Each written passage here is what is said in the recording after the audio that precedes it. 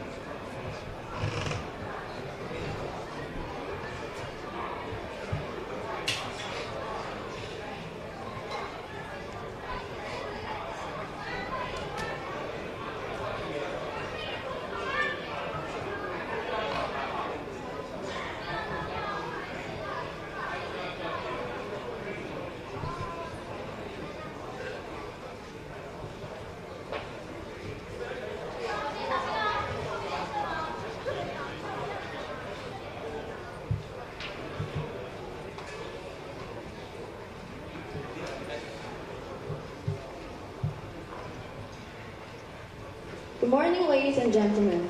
Welcome to the International Conference on the Political, Economic, and Social Development Trends in Mainland China under Xi Jinping's leadership, which is co-hosted by Institute for National Policy Research and Mainland Affairs Council.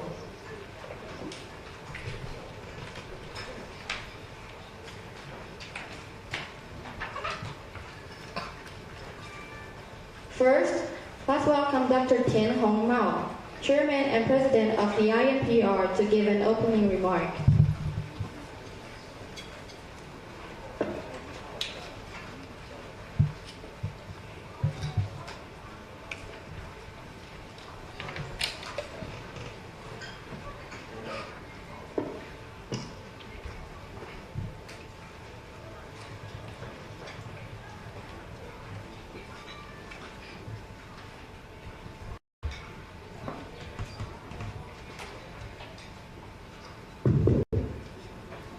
Good morning.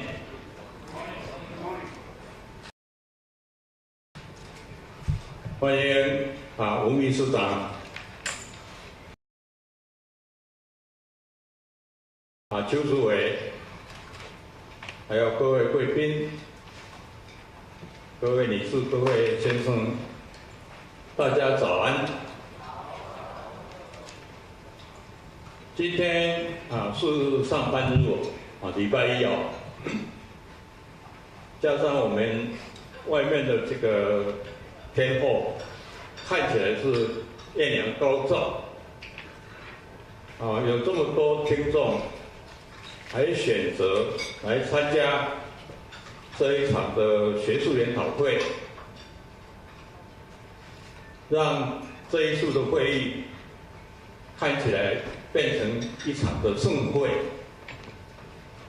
我在此仅向各位表达衷心的欢迎。今天的会议主题是习近平主政下中国大陆的政治、经济与社会发展态势。这应该是当下许多国际人士，尤其我们住在中华民国台湾的国民共同关注的重要议题。我们要讨论的不只限于掌控统治机器的党政军的权力精英，我们对和人民日常生活息息相关的经济和社会议题也同样的重视。我代表主办单位向今天的会议的各场次的主持人、引言人、语坛人，还有专题演讲的贵宾，最后参加圆桌论坛的所有专家学者，都表示非常的谢意。同时要感谢邱主委以及陆委会为这一次的会议提供了经费的支持。过去2个月来，国策研究院的同仁上上下下都非常辛苦的筹备这一次的会议。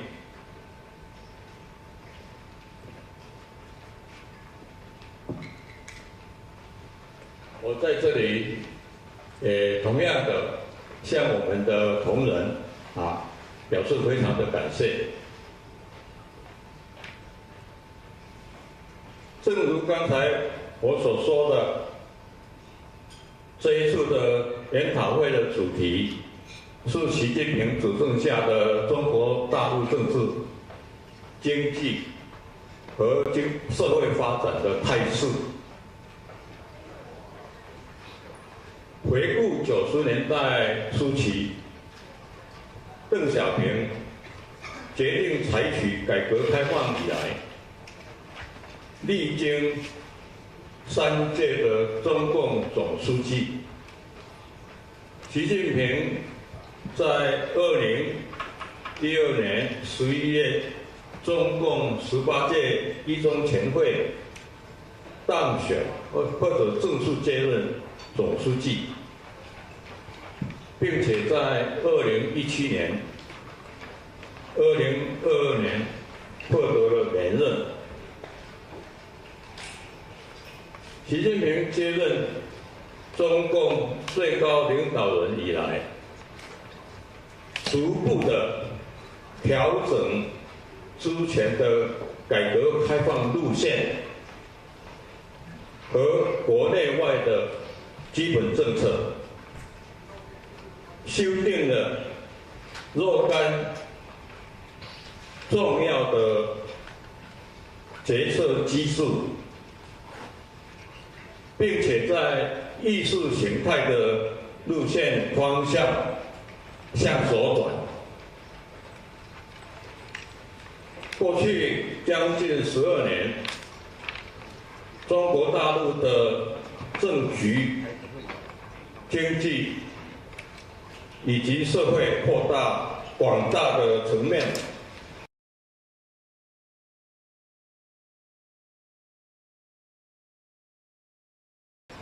发生了相当显著的变化。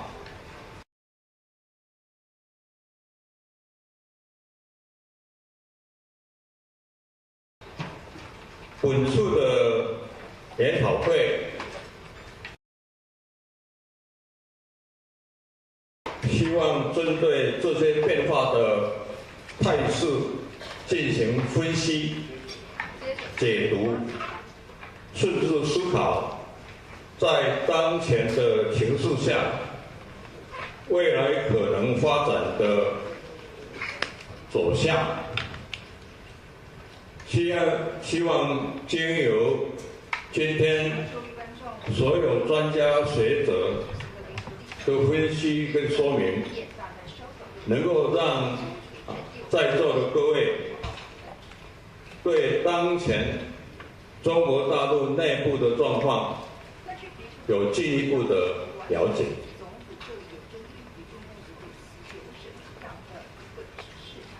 今天下午在最后一场，我们会有1个半小时的圆桌论坛。在这个时候，希望我们会有一些时间，能够让在座的贵宾提出问题或者加以评论。最后，我谨祝这一次的研讨会顺利成功，谢谢大家的参与。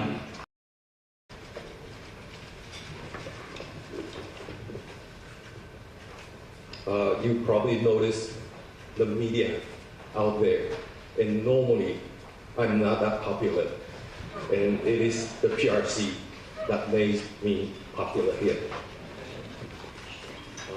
But indeed, there was an exercise announced this morning, and we all have to cope with the situation. So I'm sorry I came a little late, and I guess you know the reason why.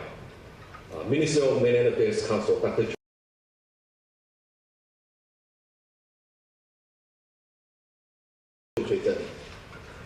President of the Institute for National Policy Research,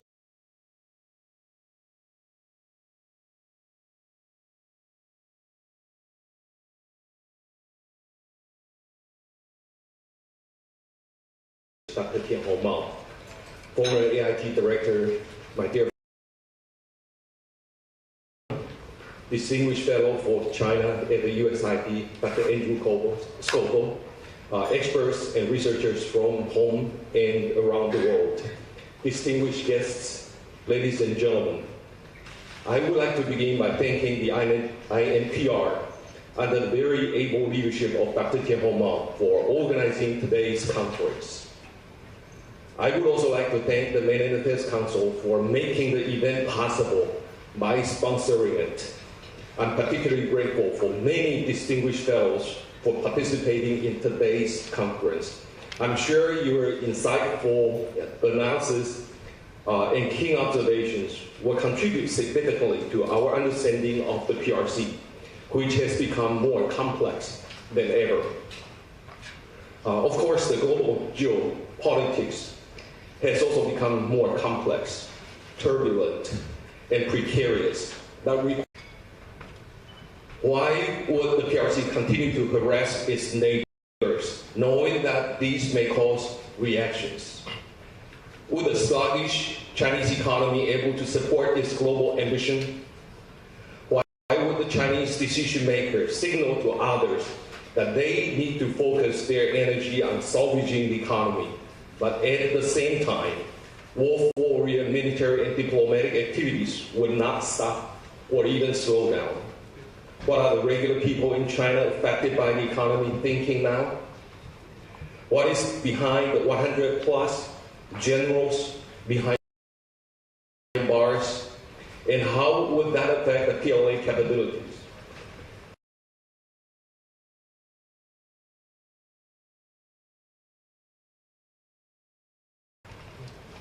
I never have any satisfactory answers to this grand strategy, to these grand questions, because the secret nature of the Chinese decision making. I don't have a crystal ball, and I don't work in Zhongnanhai, and therefore I have no answer. But we need to continue to discuss with each other because these questions are very important.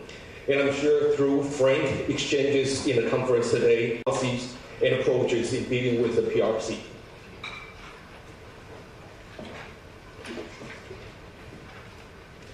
But before we are able to understand the true feature of China in all aspects, there are geostrategic trends that we can measure. The world we are in today is quite visible with wars and tensions everywhere. Russia's unjust invasion does not seem likely to end anytime soon. And the atrocities, destructions, and human sufferings in Ukraine are truly heartbreaking.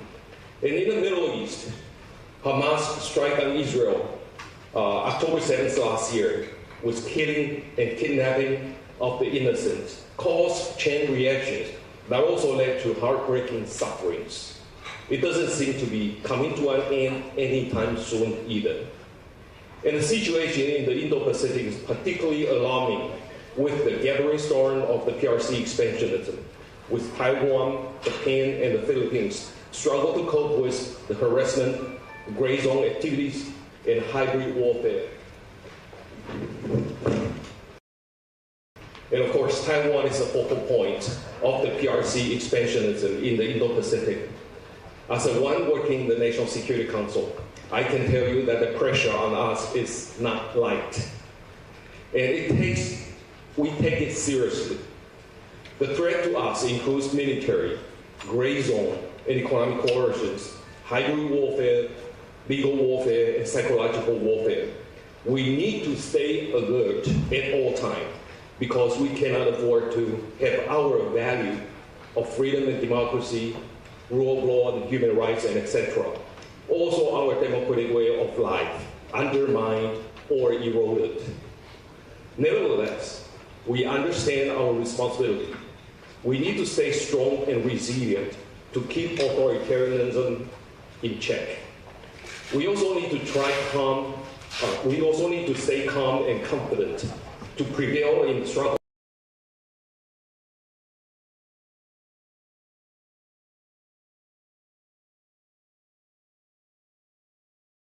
between democracy and authoritarianism. We will stay moderate and responsible and work hard to maintain the cross-strait status quo to help maintain peace and stability in the region. We also want to seriously invest in our defense to serve as a deterrent against aggression. For your information, between 2016 and 2024, we have increased our defense budget for about 80%. This is a genuine show of determination for our self-defense. We will continue to make investment in our defense and conduct military reforms so that we are capable of fighting asymmetric warfare. And at the same time, the National Security Council is engaging in full force in building whole of society resilience. This national grand project is also to serve as a deterrence. We are also reaching out to like-minded partners to share experiences combating authoritarianism and its influence operation. As a result, leaders around the world talk more than ever about the importance of peace and stability across the Taiwan Strait, which is indispensable to global security and prosperity. And some of them also oppose unilateral change to the cross-strait status quo by force or by coercion. Some American friends say that Taiwan is a force for good in the world. I know Steve said that. And we don't like that description. We know this is very telling about the responsibility we need to shoulder to help make the world a better place. We will not let go of this responsibility. We know fully well that Taiwan is targeted by the PRC, and it is not the only target. We are concerned that if we don't stay vigilant, others in the region may suffer. I must go beyond the Indo-Pacific in discussing authoritarian expansionism. The PRC and Russia are collaborating closely with each other in many areas. We have seen the pair repeated joint military exercises in the West Pacific. There was even a joint Coast Guard patrol in the Arctic recently. With authoritarian expansionism in high gear,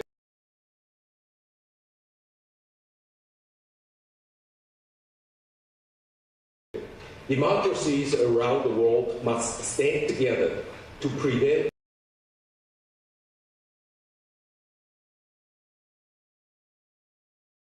authoritarianism from further expansion, and we are stronger together.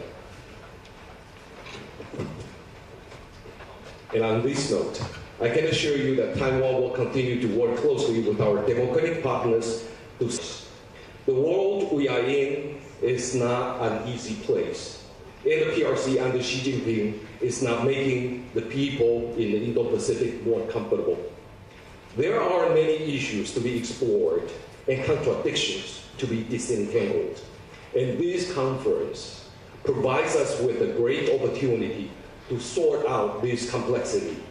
I would like to thank you all again for the endeavor and look forward to reading the reports by the Management Council on your main findings, and wish you a very successful conference.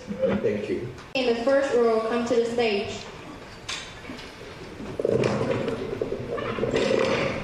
请坐在第一排的语坛人、引言人、主持人老师们到前面合照。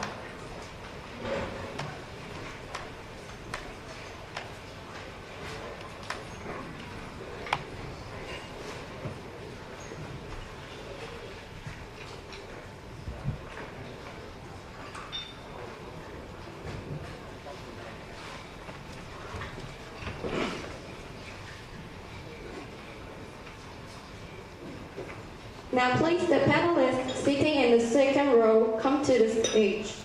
请坐在第二排的引言人、语坛人、主持人老师们到前面，找到自己的名字。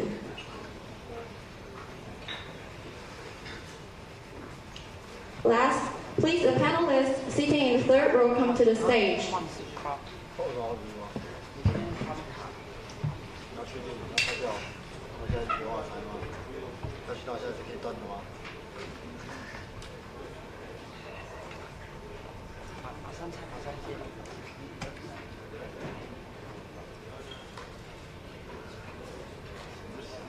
这个很难拍，我真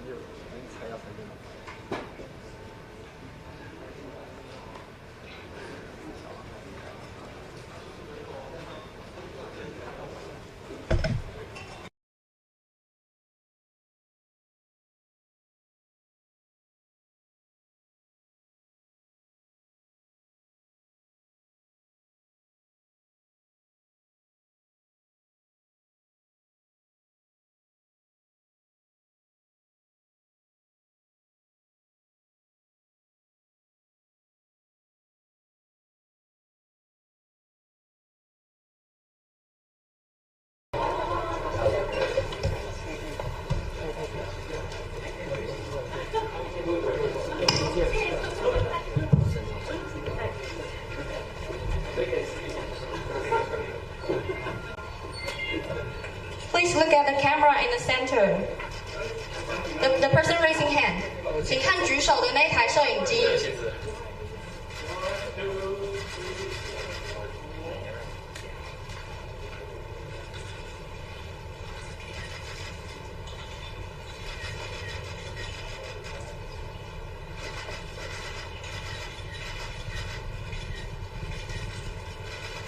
请问各位媒体朋友可以了吗？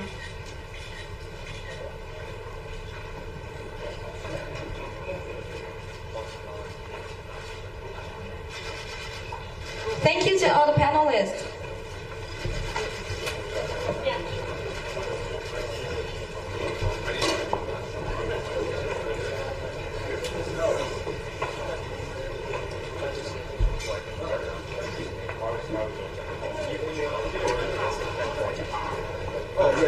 Secretary General has another schedule to leave first. Thank you again for your attendance.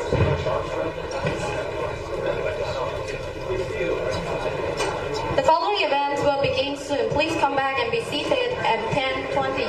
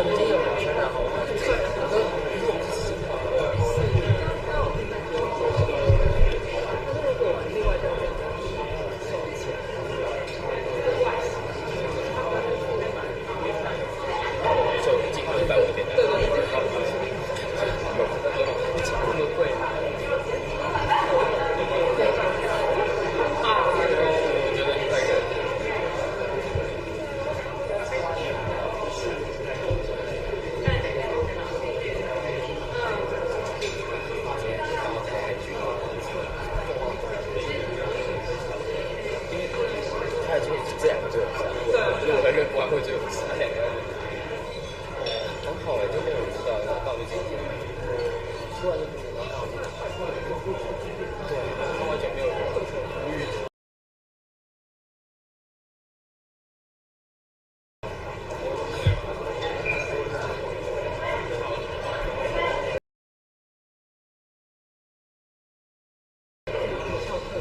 我全跳进，我今天1、2、3、4、7、8、9。我给我听一下。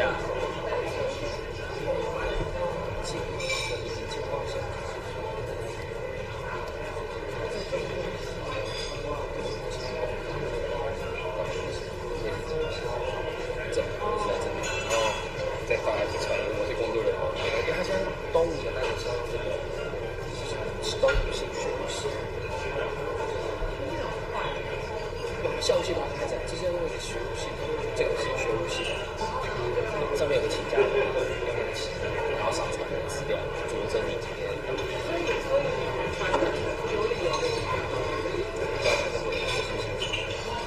然后变成这样，然后你其他的，对吧？就那样上传资料，然后教室写然后统一，都要，还不是要写意见。对，按下去。对，3天，就是有3天。何必好累。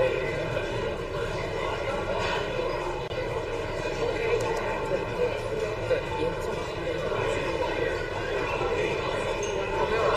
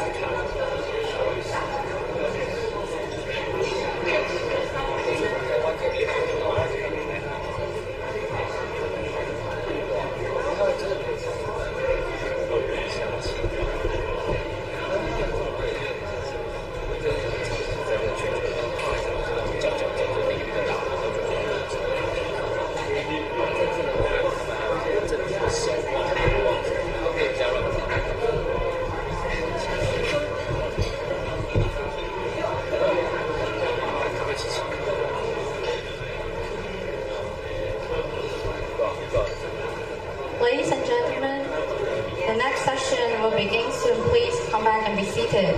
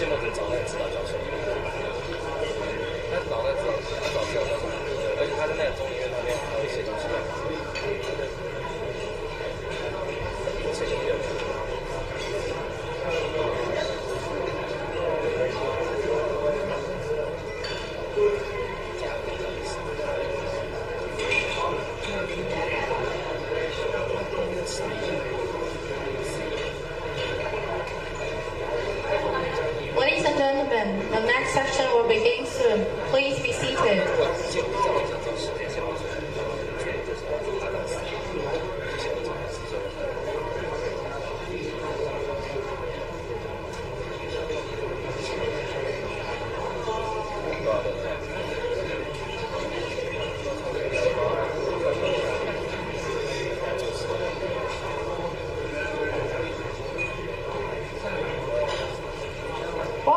to the conference.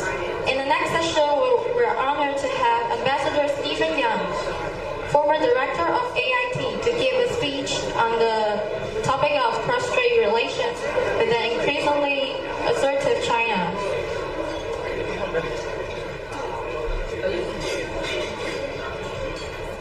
Please, Ambassador Young.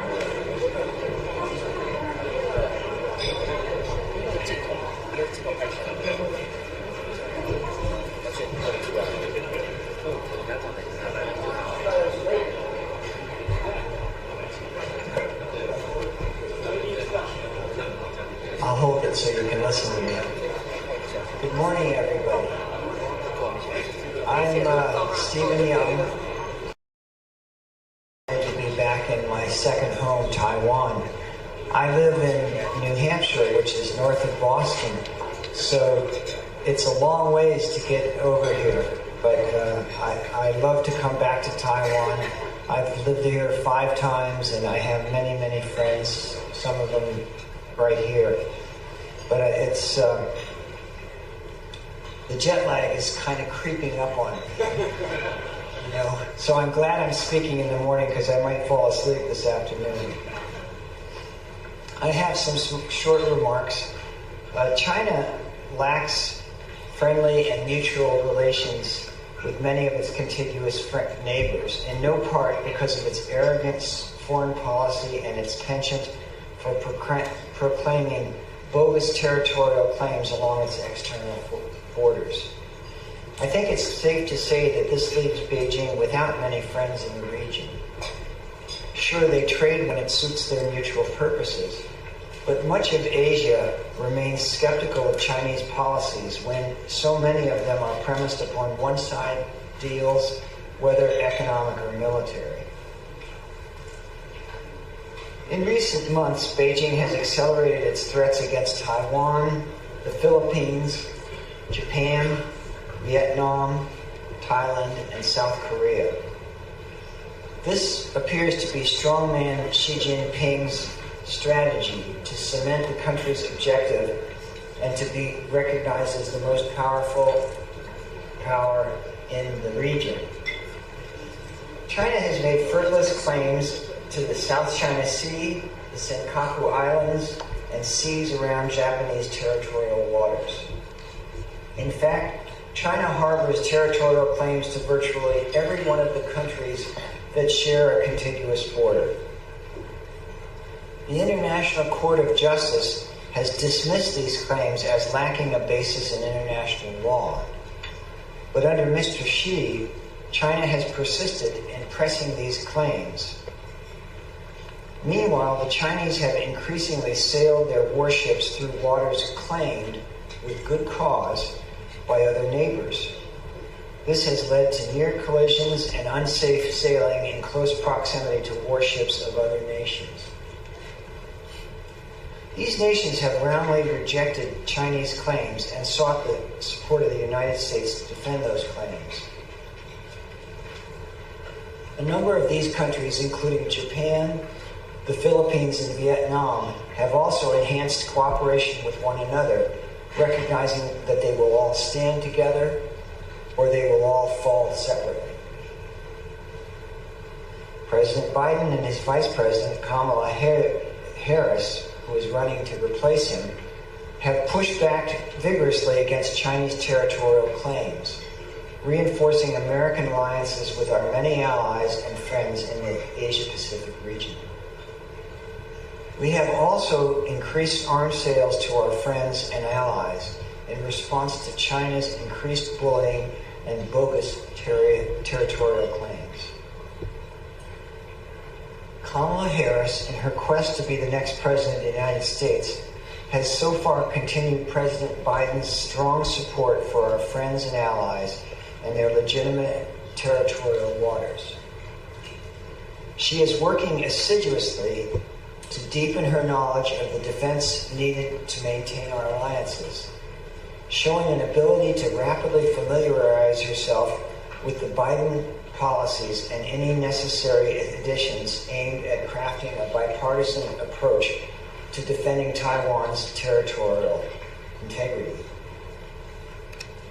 Should Donald Trump regain the White House this fall, he would still face strong pressure from the Congress as well as state governments to continue to support Taiwan's territorial integrity and democratic system. Both the House and the Senate are firmly behind this process on a broadly bipartisan basis. In the meantime, the PRC economy is stalling at a time when many of its regional neighbors are thriving. The absence of a genuine give and take in the authoritarian Xi regime hampers efforts to institute the necessary structural reforms.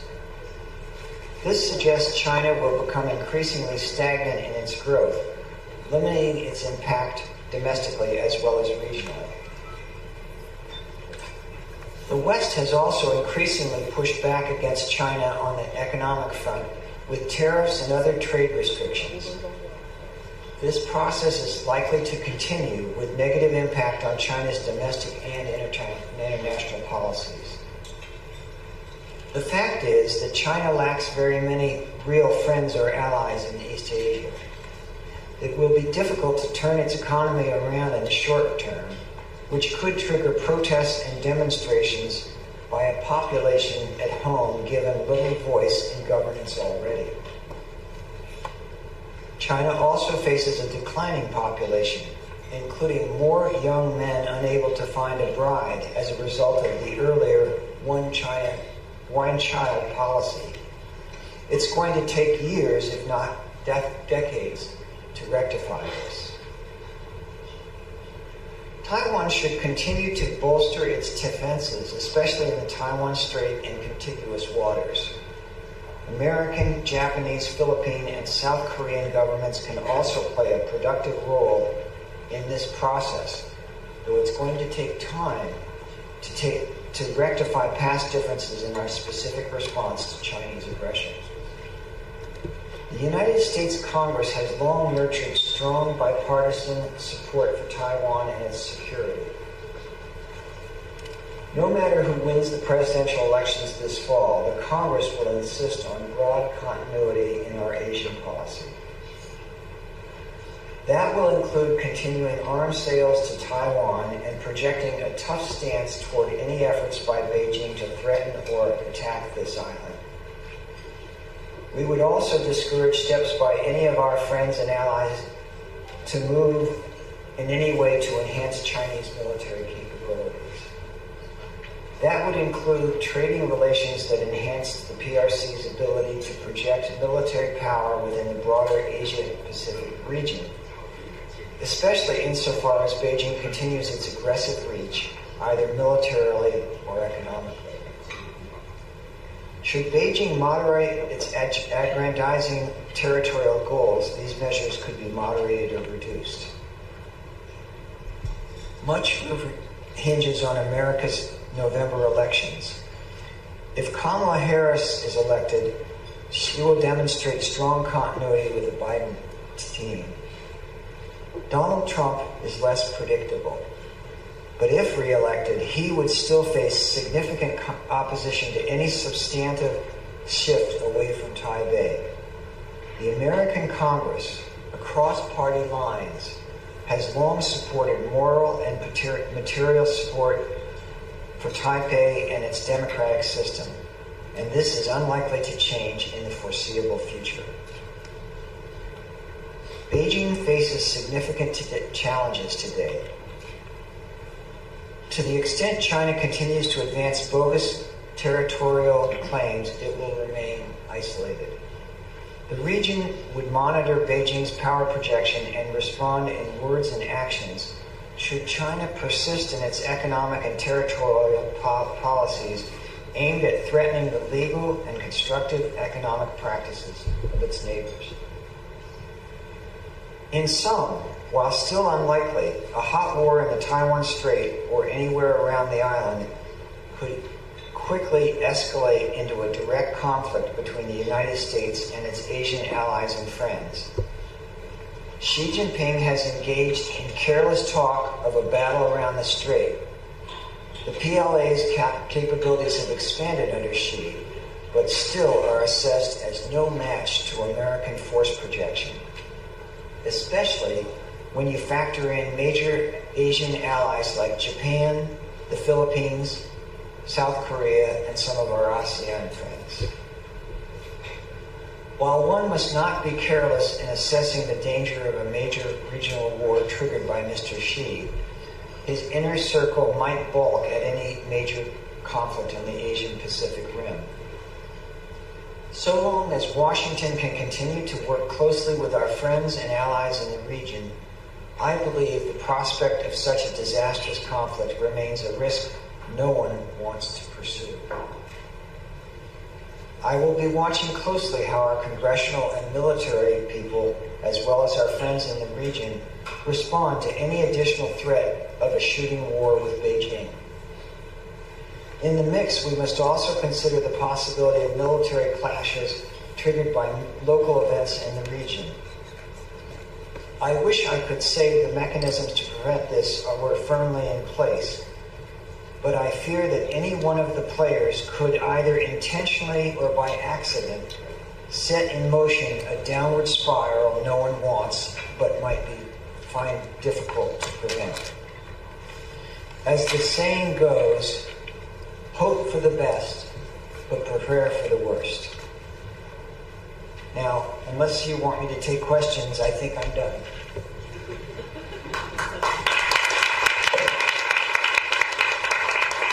Thank you, Ambassador Yang, for the excellent speech.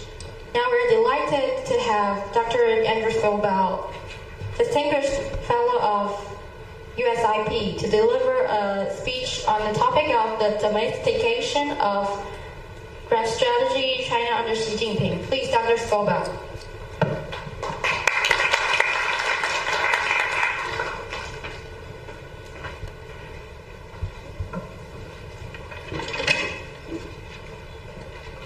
Thank you. It's a great pleasure to be here this morning, and I want to thank the Institute for National Policy Research and the Mainland Affairs Council for the opportunity to participate in this timely conference. It's a privilege to be able to offer some remarks to this august group of scholars and analysts. First, allow me a moment to say a few words about the place that I work, the U.S. Institute of Peace. Founded 40 years ago by members of Congress, the U.S. Congress, who were veterans, who had experienced war firsthand, and believed that the United States should pay more attention to develop, building, and perpetuating peace around the world. So, as Secretary General Wu noted, the world is in a very warlike, intense situation in multiple areas. So that suggests that the U.S. Institute of Peace isn't doing a very good job, and we need to work a lot harder. But a few months ago, a Uber driver dropped me off outside the U.S. Institute of Peace, which is on the corner of Constitution Avenue and 23rd Street in Washington, right across from the State Department, just north of the beautiful Lincoln Memorial. And I commented that the war, that the U.S. Institute of Peace wasn't doing such a good job. And the driver made me feel a lot better. He said, peace is not just the responsibility of the Institute of Peace. Peace is everyone's responsibility. We all need to work harder. So it made me feel better, and I gave him a big tip. But seriously, I think it is everyone's job. But obviously, it's a very hard one. Otherwise, the world would be a much more peaceful and tranquil place. The U.S. Institute of Peace has long had a China program, and this was energized by the late Ambassador Dick Solomon, who led the Institute for almost 20 years. Most recently, USIP is building up its Taiwan-related programming, and we are proud to be partnering with very dynamic agencies and organizations in Taiwan that include the National Security Council, the National Fire Agency, INDSR, and the Prospect Foundation. All right, enough throat clearing. Let me get to the topic of my remarks by way of three initial observations. Observation number one, the PRC has never been stronger or more secure than it is today. Yet, at the same time, the mainland's Chinese Communist Party rulers have probably never felt more insecure in decades than they feel in 2024. Observation number two, under Xi Jinping, the Chinese Communist Party is probably more ambitious today than it has been under any previous leader, including Mao Zedong and Deng Xiaoping. Observation number three, in 2024, the PRC is probably viewed more negatively and more alarmingly by its own neighbors, including Taiwan, and many more countries around the world than at any other time in the post-Mao era. So stronger, more ambitious, more threatening, sounds ominous. Can the situation really be that bad? I think it might be, but not for the reasons typically. So, talking about China's grand strategy and what I call the domestication of that grand strategy. In 2017, I was a researcher at the RAND Corporation. The Pentagon asked for a report to examine what long-term competition with the People's Republic of China might look like out to 2049 or 2050. I proposed the RAND project team employ the rubric of grand strategy, and we did. I lead authored the resulting report published in 2020 titled China's Grand Strategy, Trends, Trajectories, and Long-Term Competition. A key finding of that report was that the PRC's grand strategy was domestic focused. And the report looked at economic, technological, and security factors, as well as CCP efforts to strengthen internal stability and tighten domestic central controls over the economy, the coercive apparatus, and society. Not that the CCP under Xi Jinping didn't have an external agenda and was not intent on raising the PRC's profile around the world. It certainly did, and it certainly does.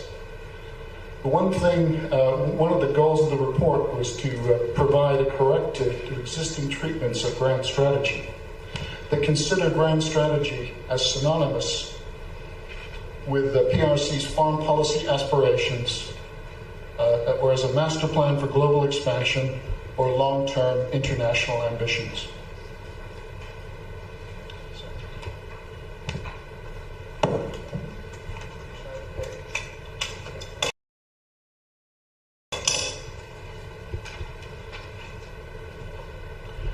Yet the CCP has always been domestically focused and preoccupied with security at home. For CCP leaders, national security starts in the street right outside the walls of Zhongnanhai. National security for the PRC really means regime security. But you already knew that. Beyond this, though, conventional scholarly wisdom employs the term regime survival. And the mantra is often some variant of, quote, regime security is the paramount priority of the Communist Party, unquote. I think, however, this terminology is misleading. The word survival implies a condition of desperation and urgency. The Communist Party leaders are fearful of the regime's imminent demise, terrified of collapse or overthrow tomorrow, next week, next month, or next year. But I just don't think that's particularly accurate. I don't think that Xi Jinping and his Politburo Standing Committee colleagues are so worried about the short term.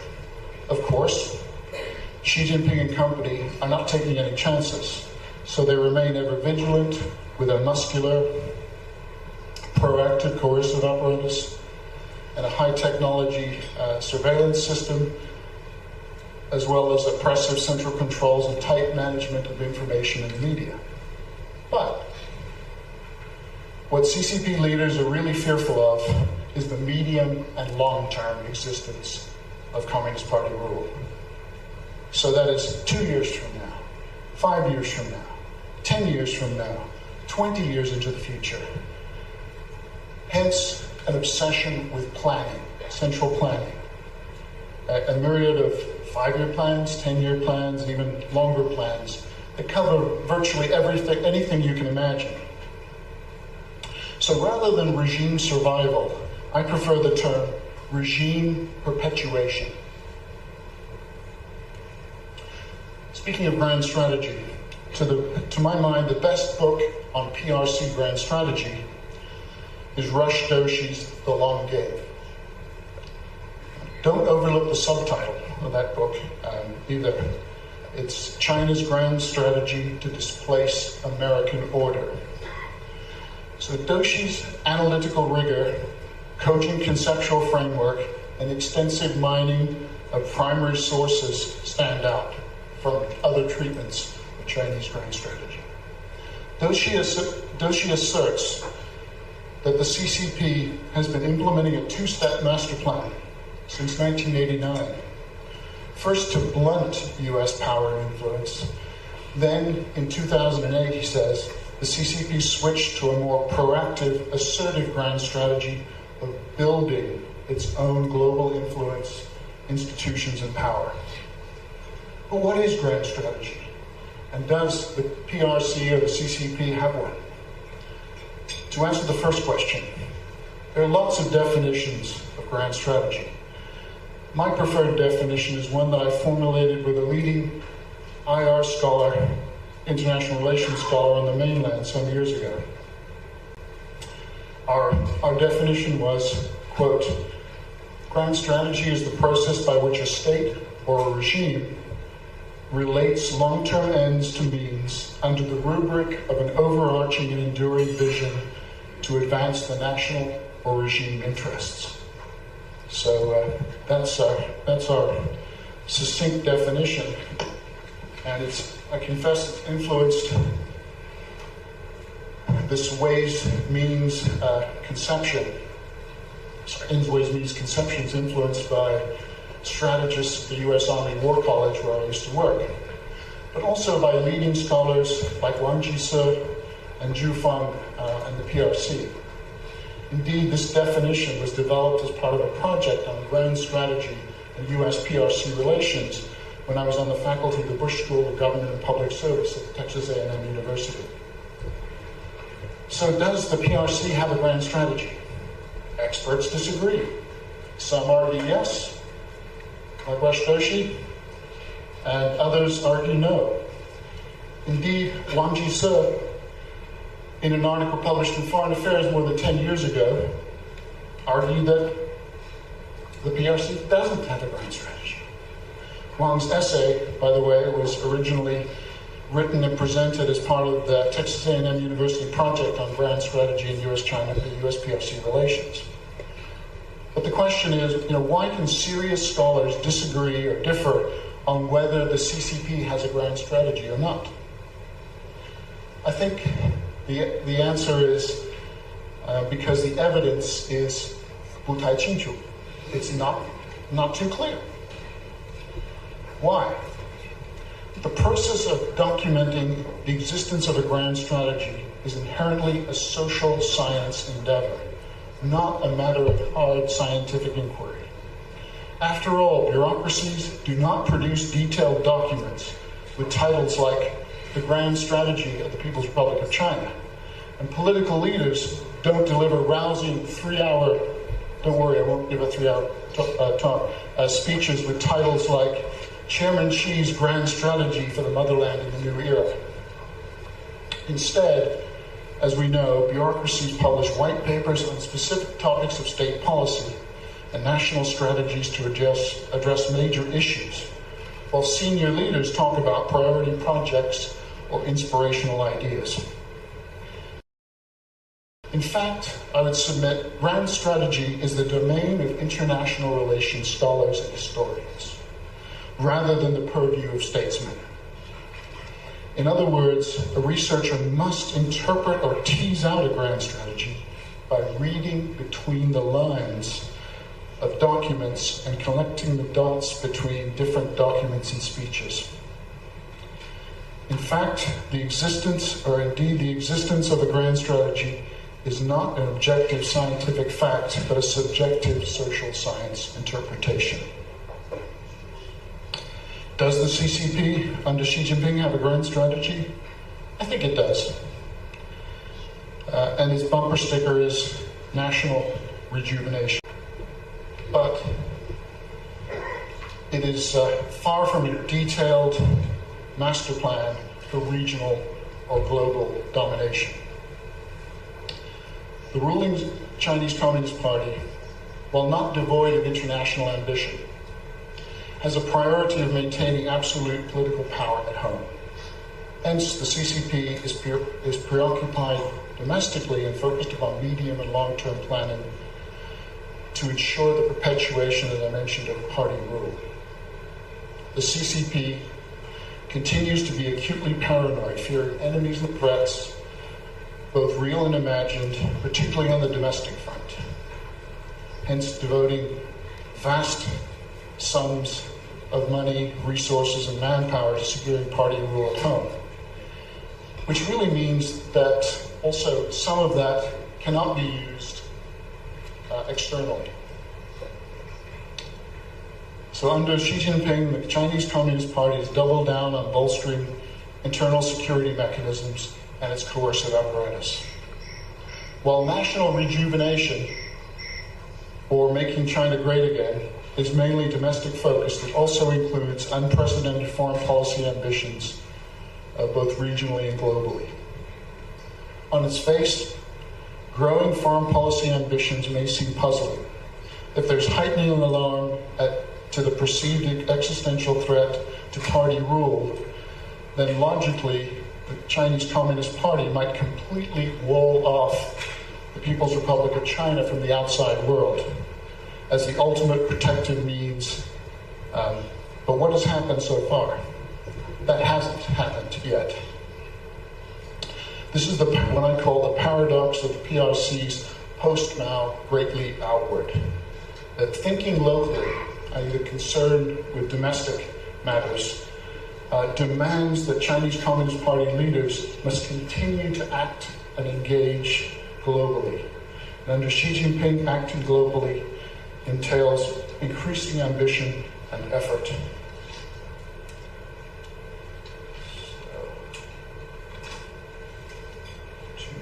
To wrap up, the domestication of grand strategy under Xi Jinping may be less of a drag on PRC international activism than in the past. While the economic impulse for overseas activism may be declining, the CCP's quest to advance the PRC's status as a global power of major consequence seems to be rising. This could make Xi Jinping's PRC more outwardly adventurous in the years to come. Thank you. Thanks, Dr. Scoville, for the excellent speech. Now we have a 10-minute break time. Please come back and be seated at 11.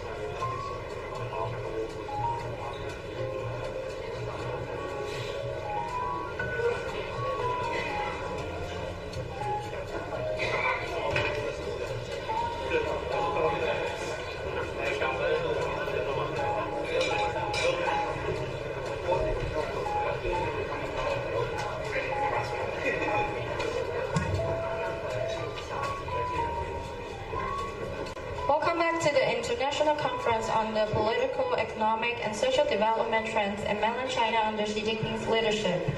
The first panel, Analysis of the Power Structure, Domestic Governance, and Party Lines under Xi Jinping's role, is now starting. Let's welcome the panelists of Panel 1. Before starting, please look at the camera. The person raising hand, please look at the camera in the center. 请各位老师看中间的相机。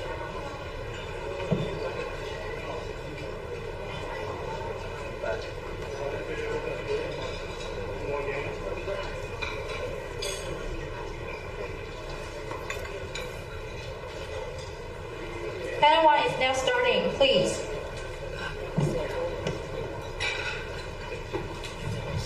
Ladies and gentlemen, distinguished guests, good morning. My name is Hongren Wang, the Executive Director of IMPR, also as one of the moderators for this panel. I'm really pleased to have you all here for today's international conference. This section will focus on the power structure, domestic governance, and the party direction under the leadership of Xi Jinping, and how the changes in recent years have impact on Taiwan and the international community. We have an exciting section ahead with many well-known scholars from both Taiwan and abroad join us for the discussion. Given the limited time, I won't take up too much of it. Without further ado, let me first invite our co-moderator, Deputy Minister Liang Wenjie from the Mainland Affairs Council to say a few words.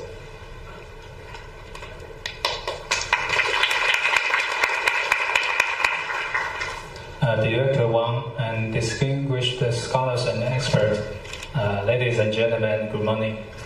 On behalf of the Mainland Affairs Council, I'm honored to participate in this conference. And as we all know, since Xi Jinping took office in 2012, he has ended collective leadership and lifted term limits. That is, he has imposed a one-man rule in China. In my opinion, whether the cross-strait peace and China-US relation can be maintained, Xi Jinping himself is undoubtedly the most critical factor.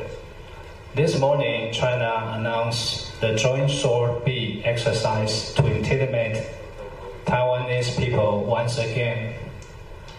Given that Vladimir Putin was personally responsible for Russia's invasion of Ukraine, the future of Taiwan, China, or even the world is also up to Xi Jinping's personal ambition and political calculation. That is the most important issue for this panel. I'm looking forward to see all of yours perspectives and insightful discussions.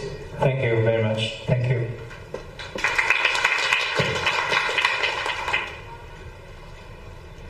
Next, I would like to invite our distinguished guest who has traveled from afar, a Japanese well-known scholar with extensive research on his politics, Professor Anami from the Faculty of Law at Tohoku University. Professor, you have around 10 minutes. Thank you.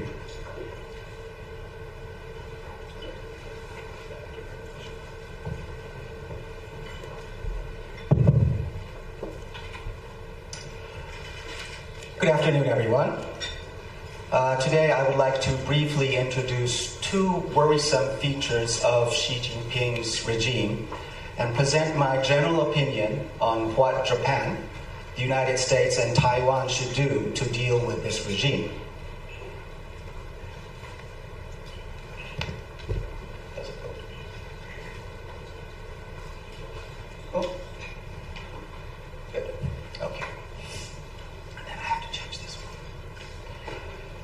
Especially, I would like to indicate the serious dilemma which the Xi Jinping regime has been imposing on the international community. I will argue that the governance of Xi is incompatible with peace and stability of the Indo-Pacific region, and that Japan, the United States, and Taiwan need to face the reality that as long as Xi Jinping is in power, it is unrealistic to expect a stable and prosperous relationship with China.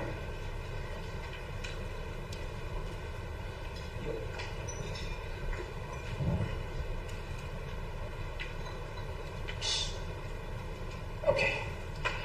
So let me start from explaining the extremely worrisome features of the Xi Jinping regime. The first feature of the regime is individual dictatorship with no institutional constraints whatsoever. This is not the first time the People's Republic of China was under individual dictatorship.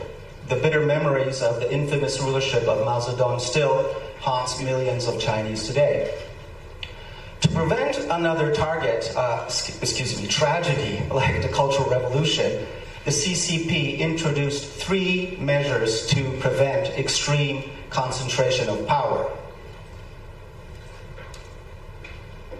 That is, collective leadership, mandatory retirement system, and a fixed term system. However, what Xi has been doing for the past decade is getting rid of these institutional devices. And the fact that he is now in his 3rd term as the president of the PRC, at the age of 71, with a Politburo occupied with his own henchmen, indicates that individual dictatorship is back into business. There are multiple factors that enabled Xi to revive individual dictatorship. One crucial factor is his close personal ties with the PLA. In China, where the military belongs to the party rather than the state, personal connections with the military become a vital asset for power struggles within the party.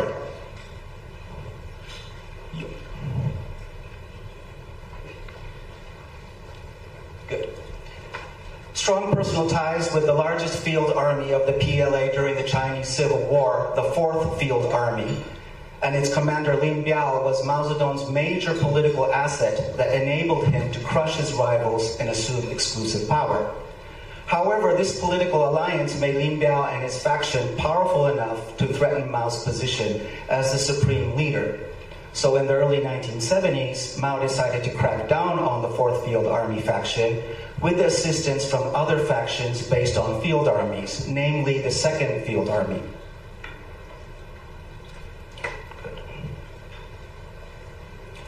It is no coincidence that Deng Xiaoping, who was the top political officer of the 2nd Field Army during the Civil War, assumed leadership of the CCP after Mao's death. Backed by his strong ties with the officer corps of the 2nd Field Army, Deng introduced the Reform and Opening Up policy, which emphasized collective leadership, institutionalization of power, and rapid economic development through trade with the capitalist states. His ties with the 2nd Field Army were also utilized when Deng decided to crack down on the democratization movement by force in 1989. Deng's 2 successors, Jiang Zemin and Hu Jintao, both lacked personal ties with the PLA, and party military factions based on field army connections were considered obsolete since most of the members had passed away.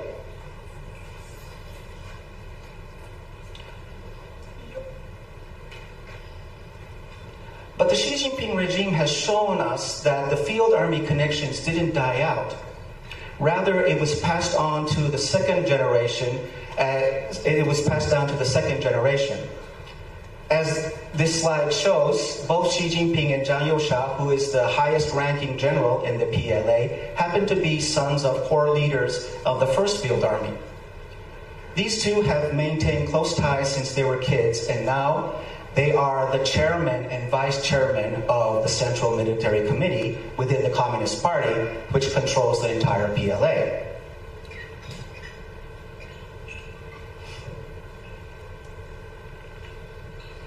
This kind of strong personal connections with the top leaders of the PLA enabled Xi to strengthen his grip over the military by purging more than 100 generals, and the strong grip over the PLA made Xi powerful enough to get rid of collective leadership and reinstall individual dictatorship.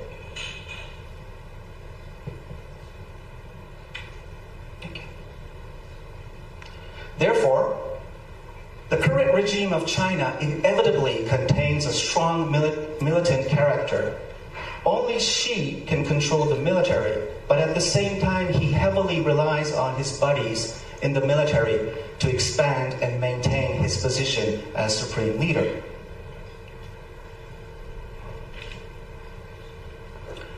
Now let us look at the second worrisome feature of the Xi Jinping regime. That is xenophobic nationalism combined with the legitimacy of individual dictatorship. Ever since the Tiananmen incident in 1989, the CCP has emphasized the threat of foreign conspiracy aimed to topple the communist regime and put China under submission to the global order led by the United States and its allies. To avoid such humiliation, the people of China have been told through education and propaganda to unite under the CCP, which lead the path to the great rejuvenation of the Chinese nation, in which a rising China would challenge the hegemony of the United States. The revival of militarism in Japan has also been another threat the CCP has been fanning for the past 3 decades. The CCP's policy of fanning xenophobic nationalism generated a serious dilemma where anti-US and anti-Japanese sentiment steadily accumulated within China while economic interdependence with these two countries kept getting stronger.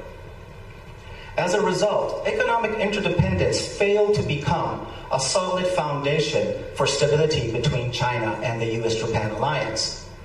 Rather, we have witnessed the rise of diplomatic and military tensions with China, while our business communities have enhanced their dependence on China.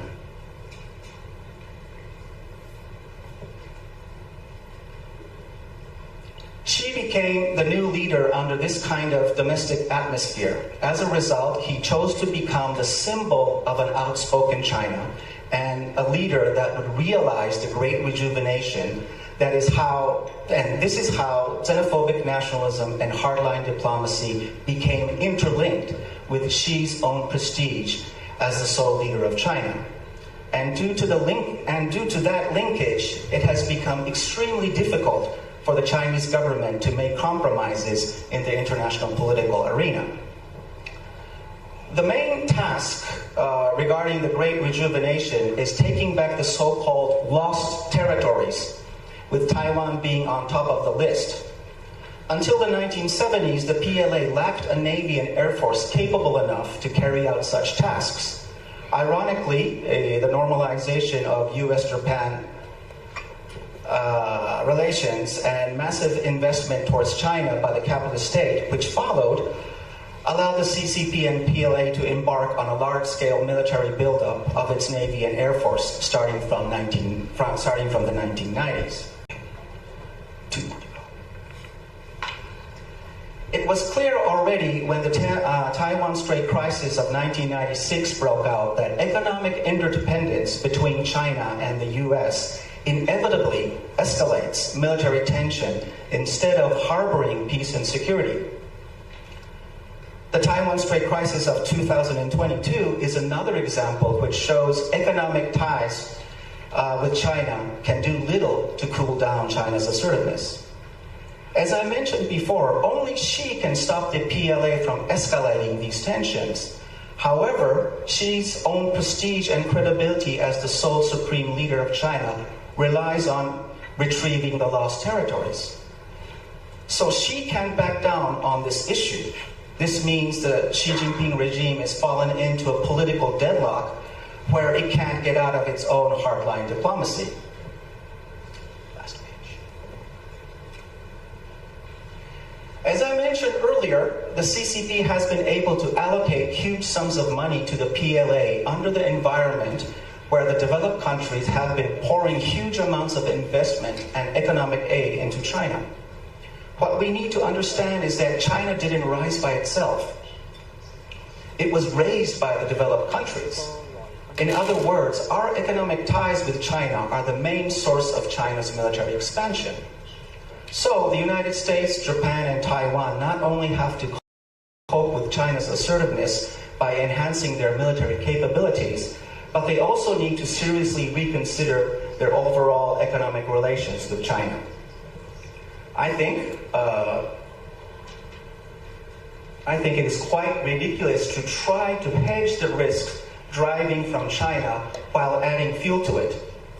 I'm looking forward to hearing your opinions on this matter. Thank you very much. Thank you, Professor Anami. Next, we have our senior advisor and board member of INPR, Advisor Luo Zhizhen, please. Thank you very much, Professor Wang. Honorable panelists, distinguished guests, ladies and gentlemen, good morning. Today we gather here to discuss a very important topic, that is the ongoing transformation of China under the leadership of Xi Jinping. Obviously, there are so many things we can talk about today, but my analysis will focus on China's transition from a system of authoritarianism towards increasingly totalitarian tendency. For decades, China's political structure was often characterized as authoritarian. However, under Xi's leadership, we have witnessed a clear shift. In this paper, I explore three key areas of this transformation. In brief, this shift is characterized by Xi Jinping's centralization of political power, intensification of social control, and the relentless indoctrination of Xi Jinping's ideology. To understand this transition, we must first clarify the differences between authoritarianism and totalitarianism. While both systems limit individual freedoms and concentrate power, they differ in their scope and methods of control. To me, authoritarianism is characterized by concentration of power in a leader or small elite, with limited political pluralism and suppression of anti-regime activities. The state, however, does not necessarily aim for complete control over all aspects of life. Authoritarian regime typically allows some degree of autonomy in economic, social, and cultural spheres. Totalitarianism, on the other hand, is a more extreme form of authoritarianism that seeks total control over all aspects of public and private life. It employs extensive propaganda, a single-party system, and social control mechanisms to ensure total loyalty from the citizens. Totalitarian regimes aim to control all aspects of society, political, economic, cultural, and social, through centralized power, pervasive surveillance, and the manipulation of ideology.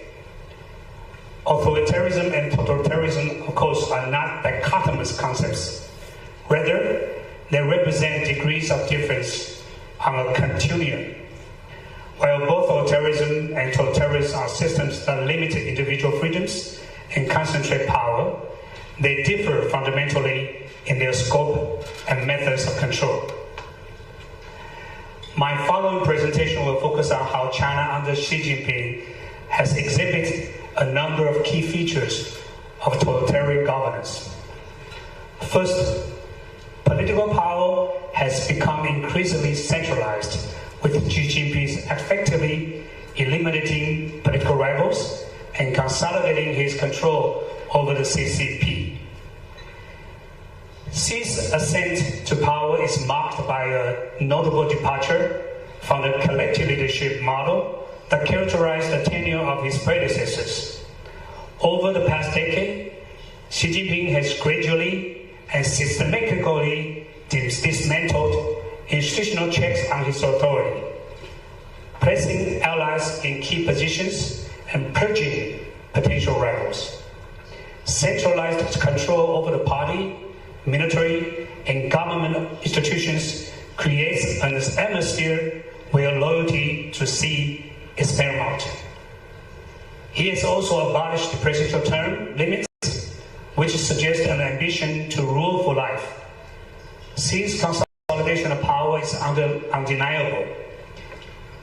He's abolished presidential term limits, effectively positioning himself as a leader and wielding unprecedented control over the Chinese Communist Party. This move, along with a sweeping and aggressive anti-corruption campaign, has effectively silenced dissent and silenced dissenting voices within the party. In addition, under Xi's rule, we have witnessed increased state control over society, encompassing advancements in surveillance technology and the suppression of dissent. The system is designed to instill fear and conformity, ensuring adherence to the CCP's narrative. The systems of so-called social credit system monitor citizens' actions and behaviors, rewarding good behavior and punishing bad one, creating a climate of fear and self-censorship. Moreover, the suppression of dissent has reached unprecedented levels, with journalists, activists, and even ethnic minorities effectively silenced. The Xi Jinping the Xinjiang re-education camps are a chilling example of this oppressive policy. As I argue in this paper, the intensity of social control and manipulation of information in contemporary China bears striking similarities to the dystopian world depicted in George Orwell's 1984. The implementation of such totalitarian governance is illustrated clearly through the systematic repression of ethnic minorities, notably in Xinjiang and Tibet. Finally, Xi Jinping's regime has been actively indoctrinating the population with his ideology. Xi Jinping has sought to reshape the ideological landscape in China, promoting his own brand of Xi Jinping thought and promoting a narrative of national unity under the CCP authority. The concept of Xi Jinping thought on socialism with Chinese characteristics for a new era is now enshrined in China's PRC's constitution, solidifying his ideological dominance and emphasizing the CCP's absolute control over all aspects of life. This ideology emphasizes socialism, party supremacy, strong leadership, and national unity. To summarize, under Xi Jinping, China has demonstrated a shift towards totalitarian tendencies, marked by a move away from the relative autonomy enjoyed in some areas during his predecessors.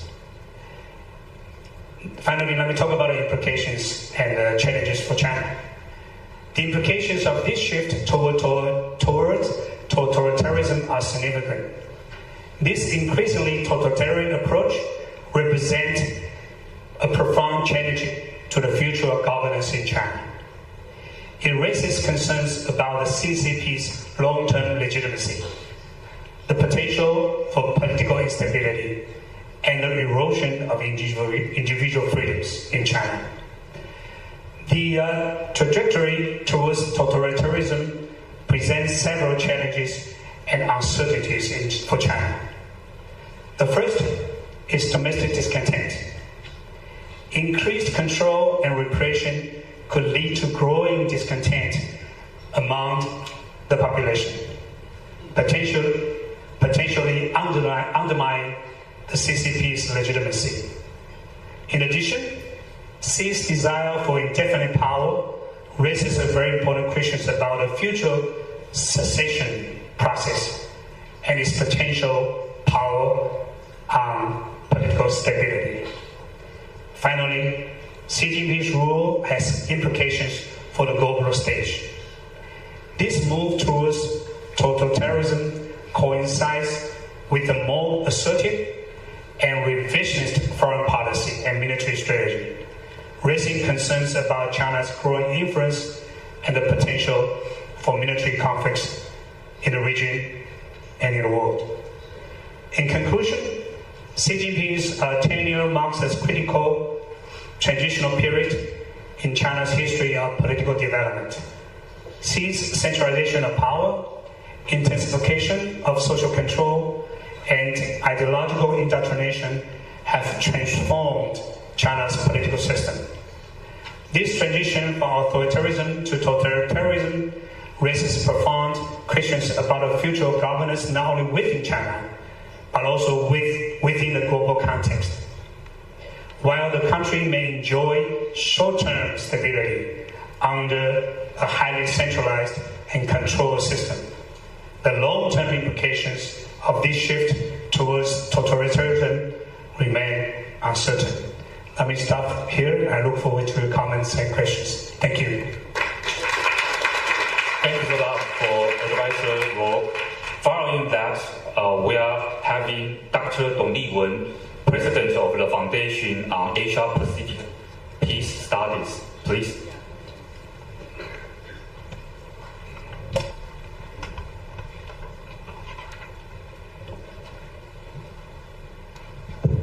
Okay, thanks. Good morning or good afternoon. In the conference, I write my lecture notes in Chinese, as you can see.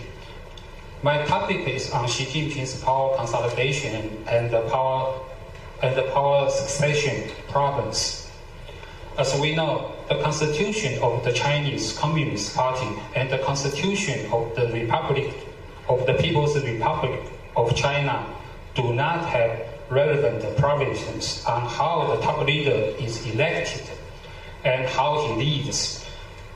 The Xi Jinping's power succession and the high-level governance methods have never developed a clear rule to follow. This is the greatest uncertainty in China's political development and the most vulnerable part of the communist autocratic regime. However, after Deng Xiaoping, the Xi Jinping established some rules, practices, or tacit understandings about the tenure system, collective leadership system, and the power succession, which forced the Xi Jinping's power operation and the power succession to develop in an institutionalized direction. In the 12 years since the Xi Jinping came to power, he has abolished the political norms and rules established by the Xi Jinping, destroyed all the political conventions and the tacit understandings, and fails to appoint or train a successor. The consequences of this not only put himself in danger, but also put the Xi Jinping and China's future in crisis. Of course, the most important reason why Xi Jinping is able to concentrate all his power and move toward re-election is that Communist Party's system guaranteeing the function of one leader, one hand to grasp everything. 一把手，一手抓 in Chinese. And she also makes good use of this system function to constantly wield the party whip to transform the party machinery to concentrate power has not stopped so far. He mainly used 4 methods to achieve personal power centralization. 1. Continuous establish and service as the main person in charge of all domain, central decision-making and the coordination commissions or leading groups.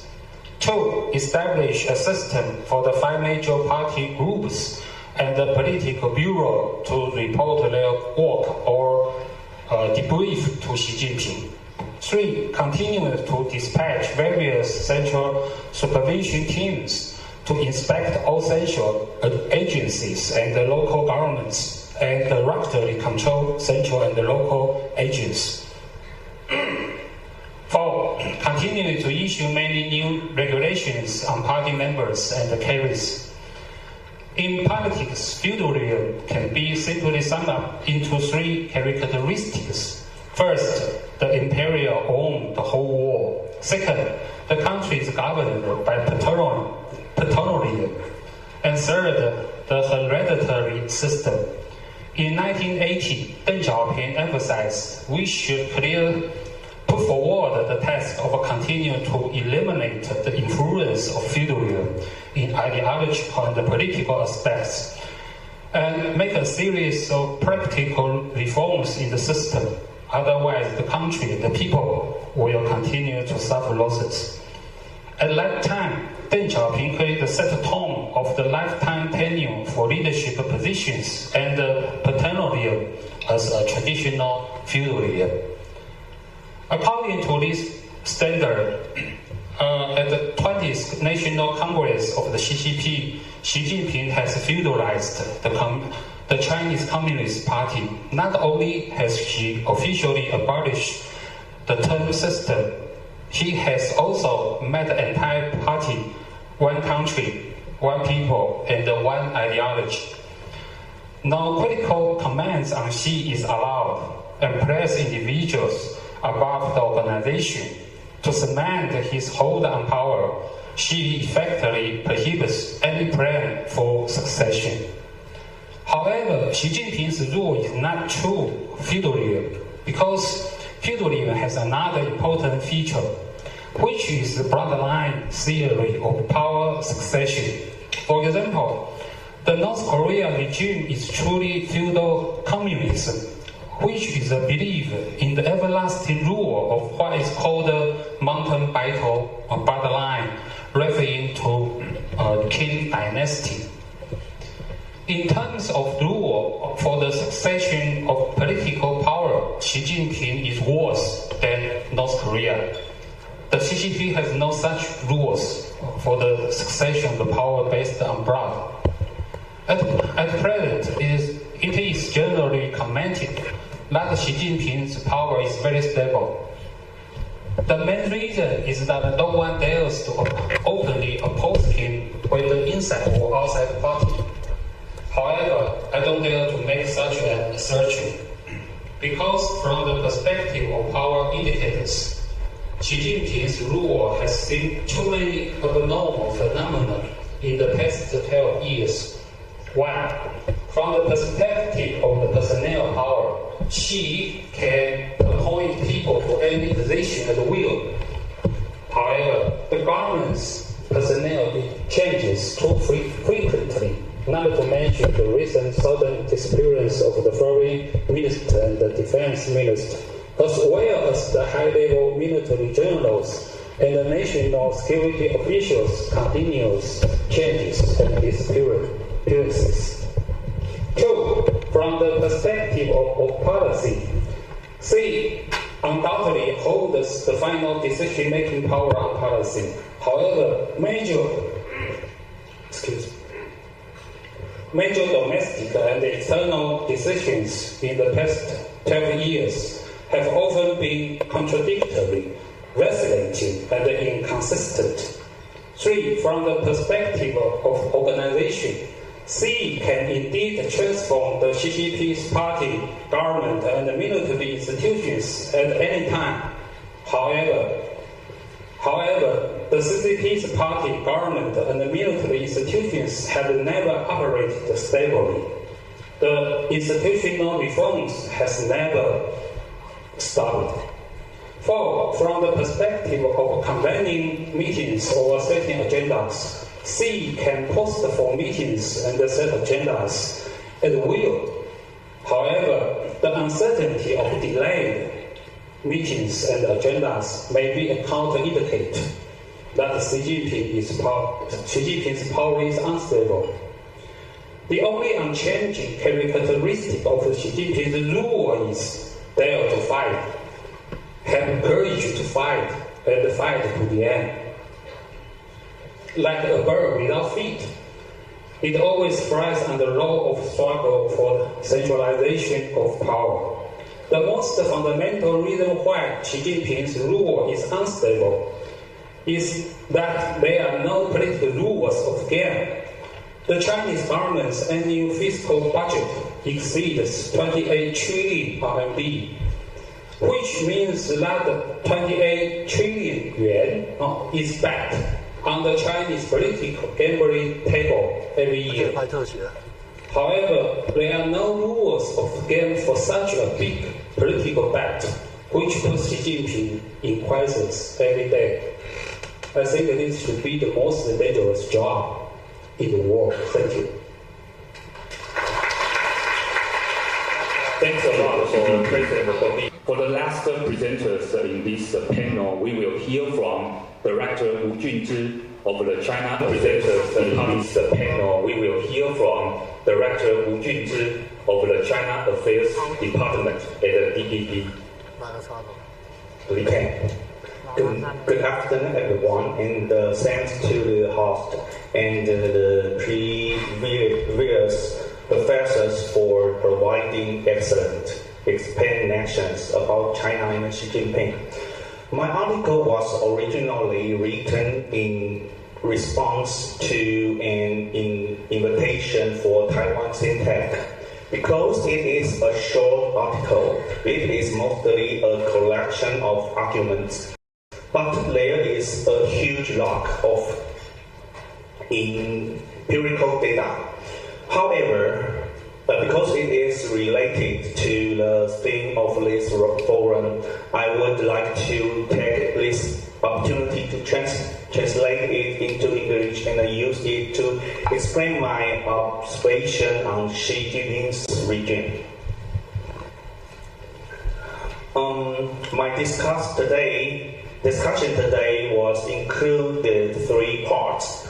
The first is Chinese modernization different. Second, Xi's strategy for China's turning point. And 3, political participations under Xi. My best argument is, although the first democratic movement in China after reform and opening up was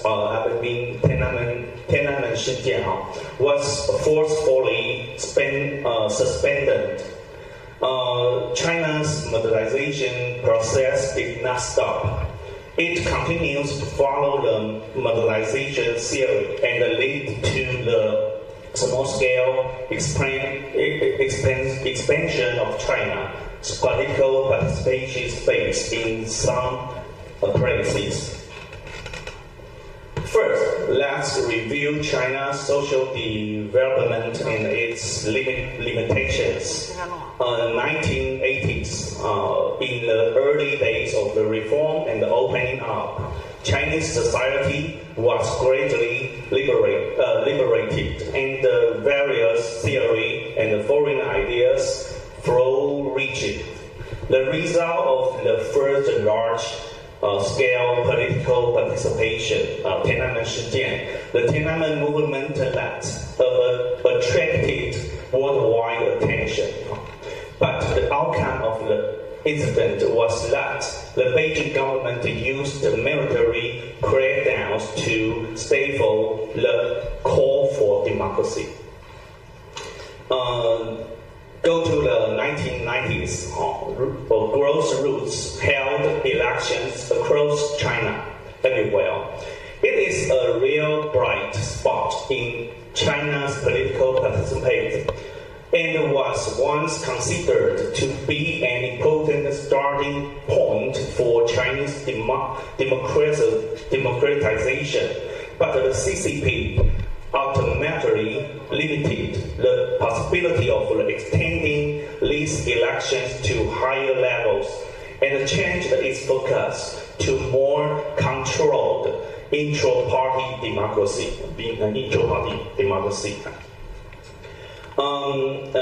2000s, a group of rights of defenders or rights lawyers have emerged in Chinese society.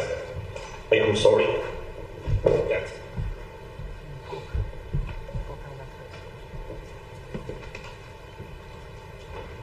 Hey, sorry.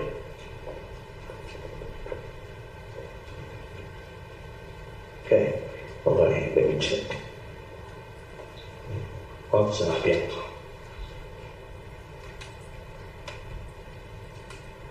Sorry, it's not working.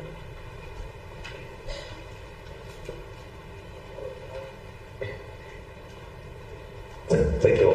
我下一页 next one. OK， 谢谢。OK， 我现在要再下2页哦。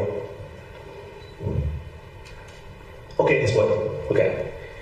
2000s, a group of right defenders and right lawyers have emerged in Chinese society, using legal or social actions to safeguard various rights, including human rights and political freedoms. The most famous among them is the Chapter 08 08宪章 initiated by 刘晓波 and others in 2009 or 2008. It attracted great attention from the CCP and banned it. And the CCP strengthened the work of the Stability Maintenance Office. Next. Okay. Chinese reform and opening not only created huge economic success, but also brought about new social contradictions,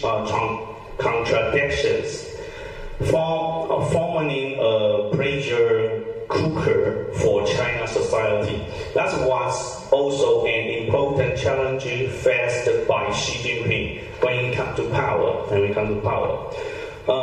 In the early days of Xi Jinping's sections, high-level politics is full of the rumors, including unstable events and factional fightings.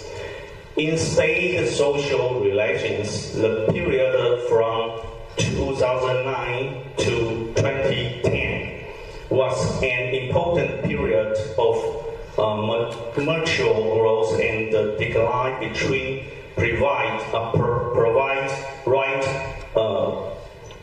protection and the government's stability maintenance. Next. Okay. The most important thing about Xi Jinping's governance strategy is that the party controls everything. In Chinese, 党管一切. It means strengthening the leadership of the CCP. It can be divided into three aspects. One is promote party ideology, starting from the party school below the party, we call 党校信党, and the next military newspapers 党报, and the third is official media, 就是官媒, and the fourth, the state-owned enterprises, 国企都是要follow below the party. And the second, strengthen the social control, including suppressing dissidents, supervising social organizations, and establish the large-scale surveillance systems, and so on.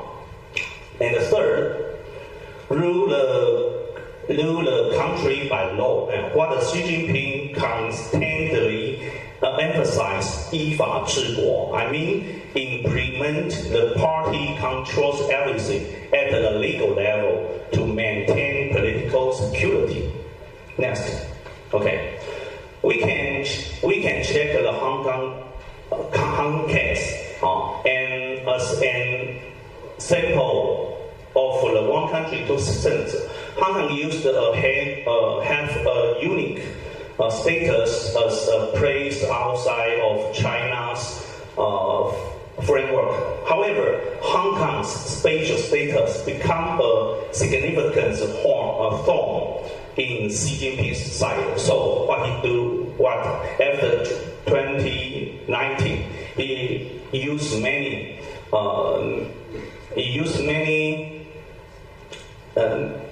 tools to control Shanghai. Next. Okay. Before Xi Jinping came to power, social conflict caused by reform and opening had already reached a relatively high point. Following internet and the real society, so many rights protections events occur everywhere. But recently, factors such as the 2019 Wuhan pneumonia epidemic and the poor economic recovery after the epidemic and the economic stagnation have occurred. Some new struggles have begun to emerge in Chinese society, including, like the PPT says, the Beijing Xitong Bridge incident and the White Paper revolutions in 2022. Okay. In the end, finally, I propose for conclusions of this article. 1. China is not unique. The process of Chinese society development basically conforms to the modernization theory. I mean, the social is indeed gradually opening up. There is nothing special about this. However, Chinese society is relatively weak, and the CCP use more drastic measures to prevent its lose of power. This puts China out of tune with the modern world. And second, weak but sustained social response. I say in the PPT. And 3, Xi Jinping is returned to Mao's path. Although Xi Jinping was once expected to further promote China's reform based on Deng Xiaoping's legacy, but however, Xi Jinping's subsequent performance clearly proved that Xi Jinping was more committed to Mao Zedong path. In the end, fourth, history repeats itself. I mean, in the foreseeable future, the social atmosphere in China will still be very tense, and social conflicts will continue to accumulate, as in the historical experience of all the totalitarianist governments. That's my presentation. Thank you, everyone. Thanks for Director Wu Junzi from the Democratic Progressive Party. So far, we have 4 presenters in this panel, and they all try to help us understand the current leadership under Xi Jinping from different angles and perspectives. I think we can find similar or common ingredients from their discussion and talking points. After then, we will have several distinguished discussants. First, I would like to invite Professor Suzuki, who has also traveled from Japan and is currently a professor at the Institute for Oriental Study, Baito Bunka University. Let me add one more point. He just published the book of The Rule and the Power of the Chinese Communist Party in the 21st century. So, Professor, please. Thank you very much, moderator. 大家好，我是李慕容，现在在东京的大东文化大学的进行种植研究的。首先，我们对国策研究院文教基金会的特别感谢，让我有机会这样的有意义的学术会议的。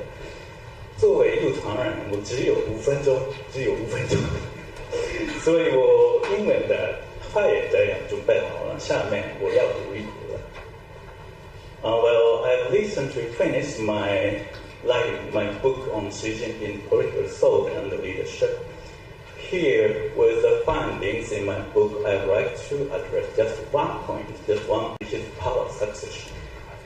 First I believe that Xi Jinping's regime will increasingly take on the characteristics of the Chinese fully modern dynastic rule. In his book, Dr. Zhong Yongnian of Singapore University once pointed that the personal rule of Mao Zedong resembled the traditional emperorship of the monarchy. But after the reform and the opening up era, institutionalization of the CCP rule has greatly improved. Dr. Zhang also described this political development, the departure from the traditional emperorship to the organizational emperorship. However, since, as we all know, the 20th Party Congress in 2022, Chinese politics has been returning to the Xi Jinping's personal rule or totalistic regime like the Mao Zedong era. So, in the future, under Xi Jinping administration, China's political system will overall resemble the politics of the Mao Zedong politics. And it will even have the character of the fully modern traditional emperors once described by Dr. Zhong Yongnian. However, I think that Xi Jinping may even revive dynastic political tradition that even Mao Zedong did not or cannot.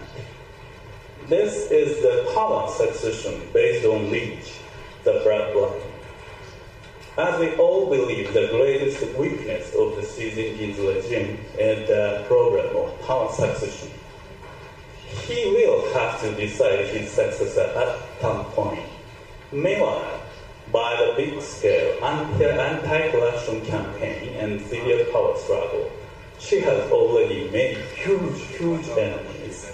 Of course, the CCP has no tradition of lineage-based power succession, but I think that Xi Jinping may dare to do it. In fact, Xi Jinping and Bo Xilai promoted in the party ranks by emphasizing family pedigree as a Taiwan or Hongwaka. There is a kind of hereditary politics. Today, there are no rivals to compete with the Xi Jinping in the party.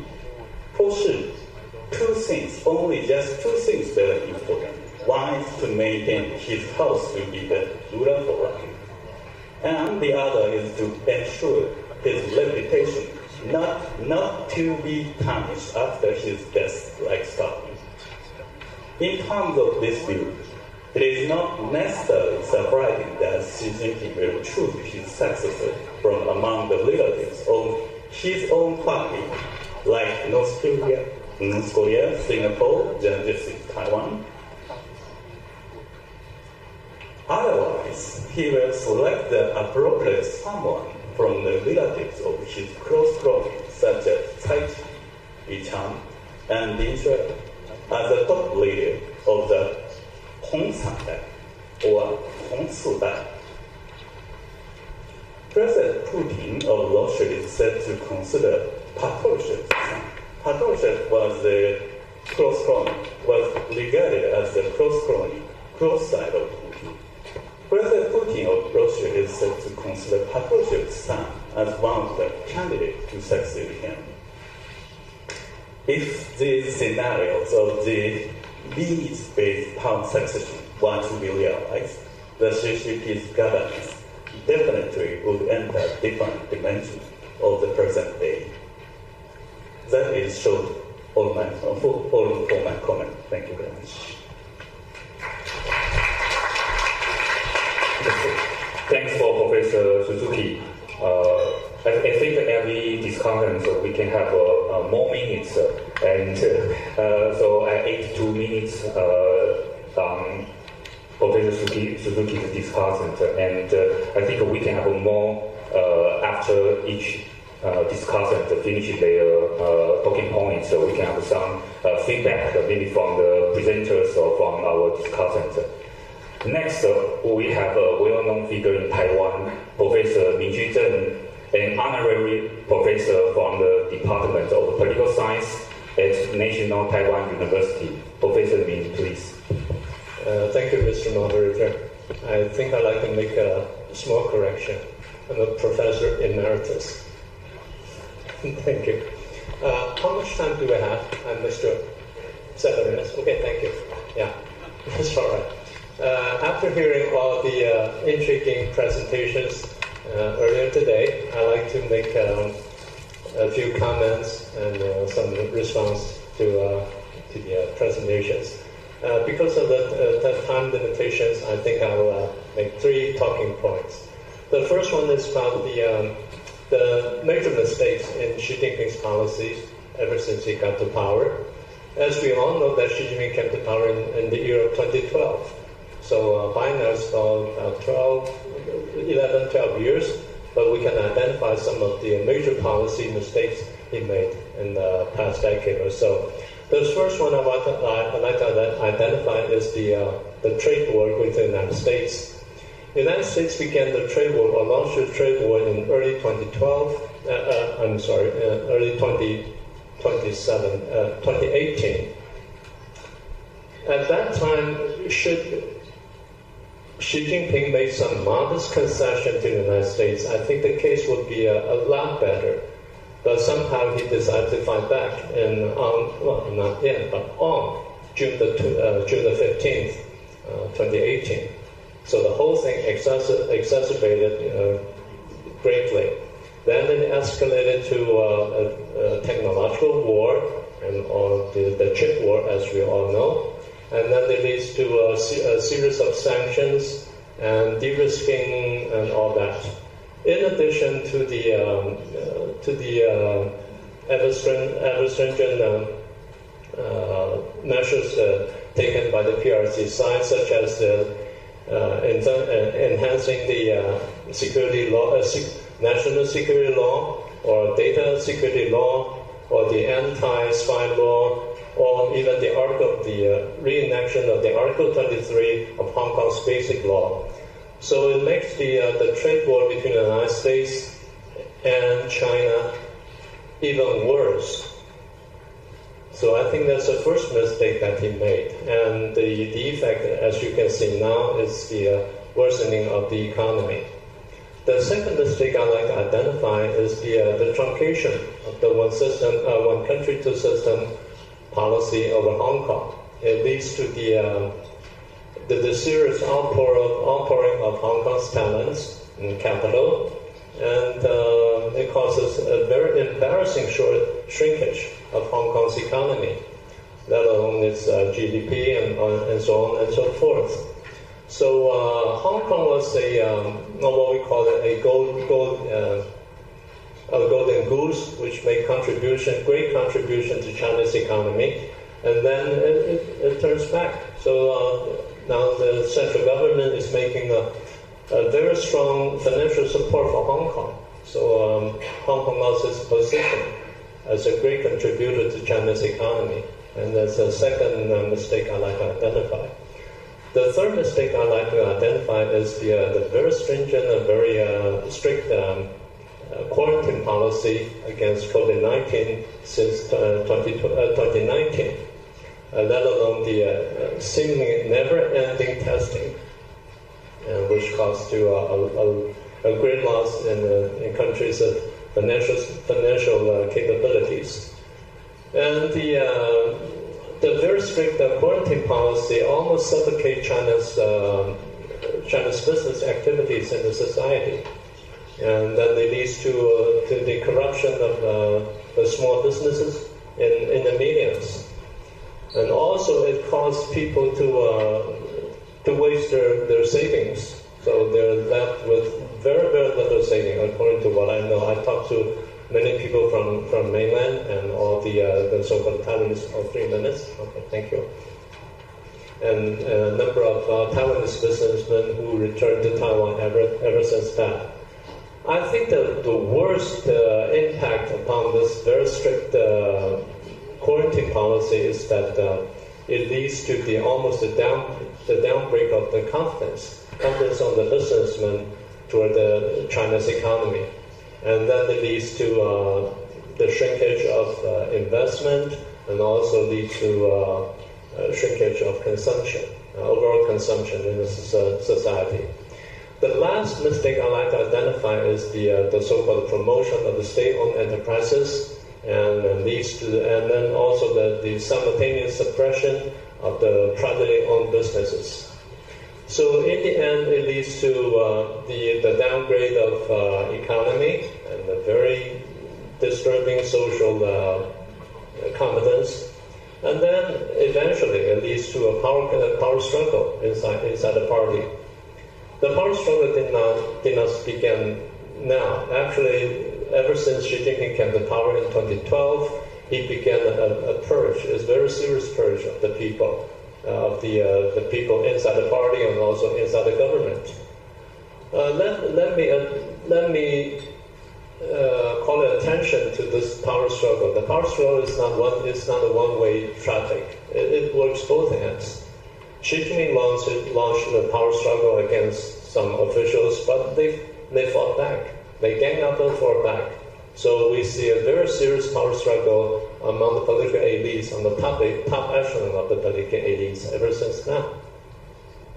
So then that leads to the last point I'd like to make is Xi Jinping's relations with the military people, or with the PLA people.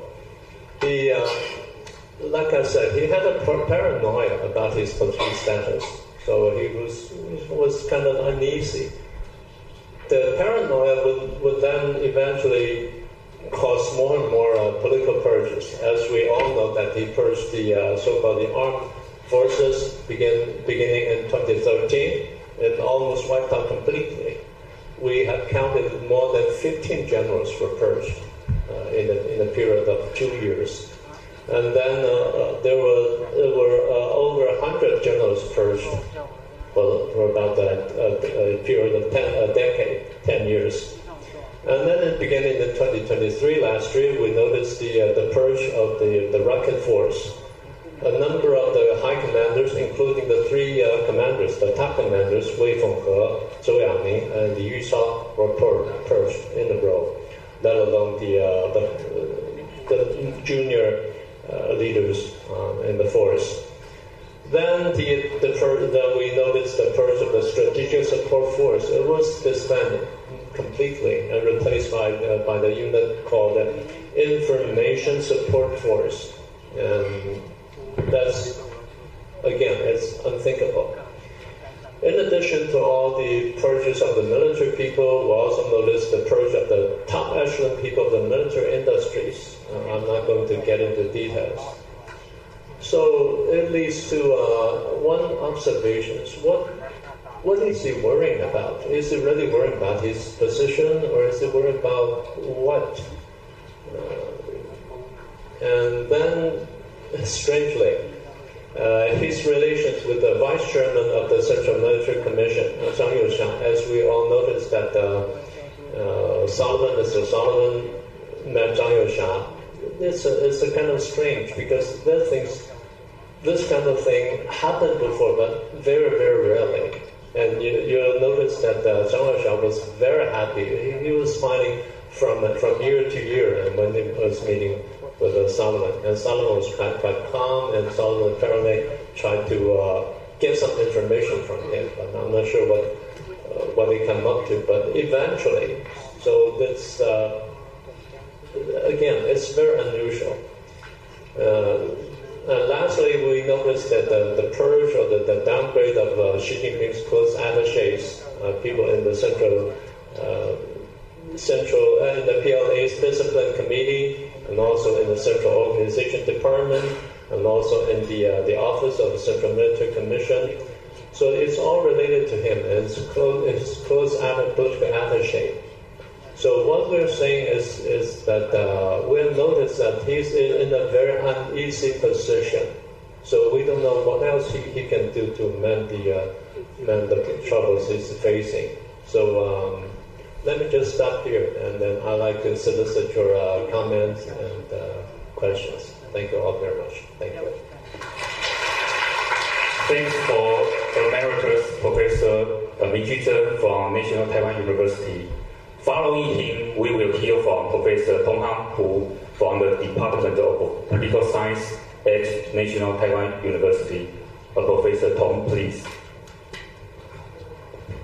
Thank you for the introduction, and it's a great pleasure to have a chance to be here to speak to the audience, and especially to share with you some of the academic findings we have recently. And well, I do agree with all the presenters about their summaries of what had happened under Xi Jinping.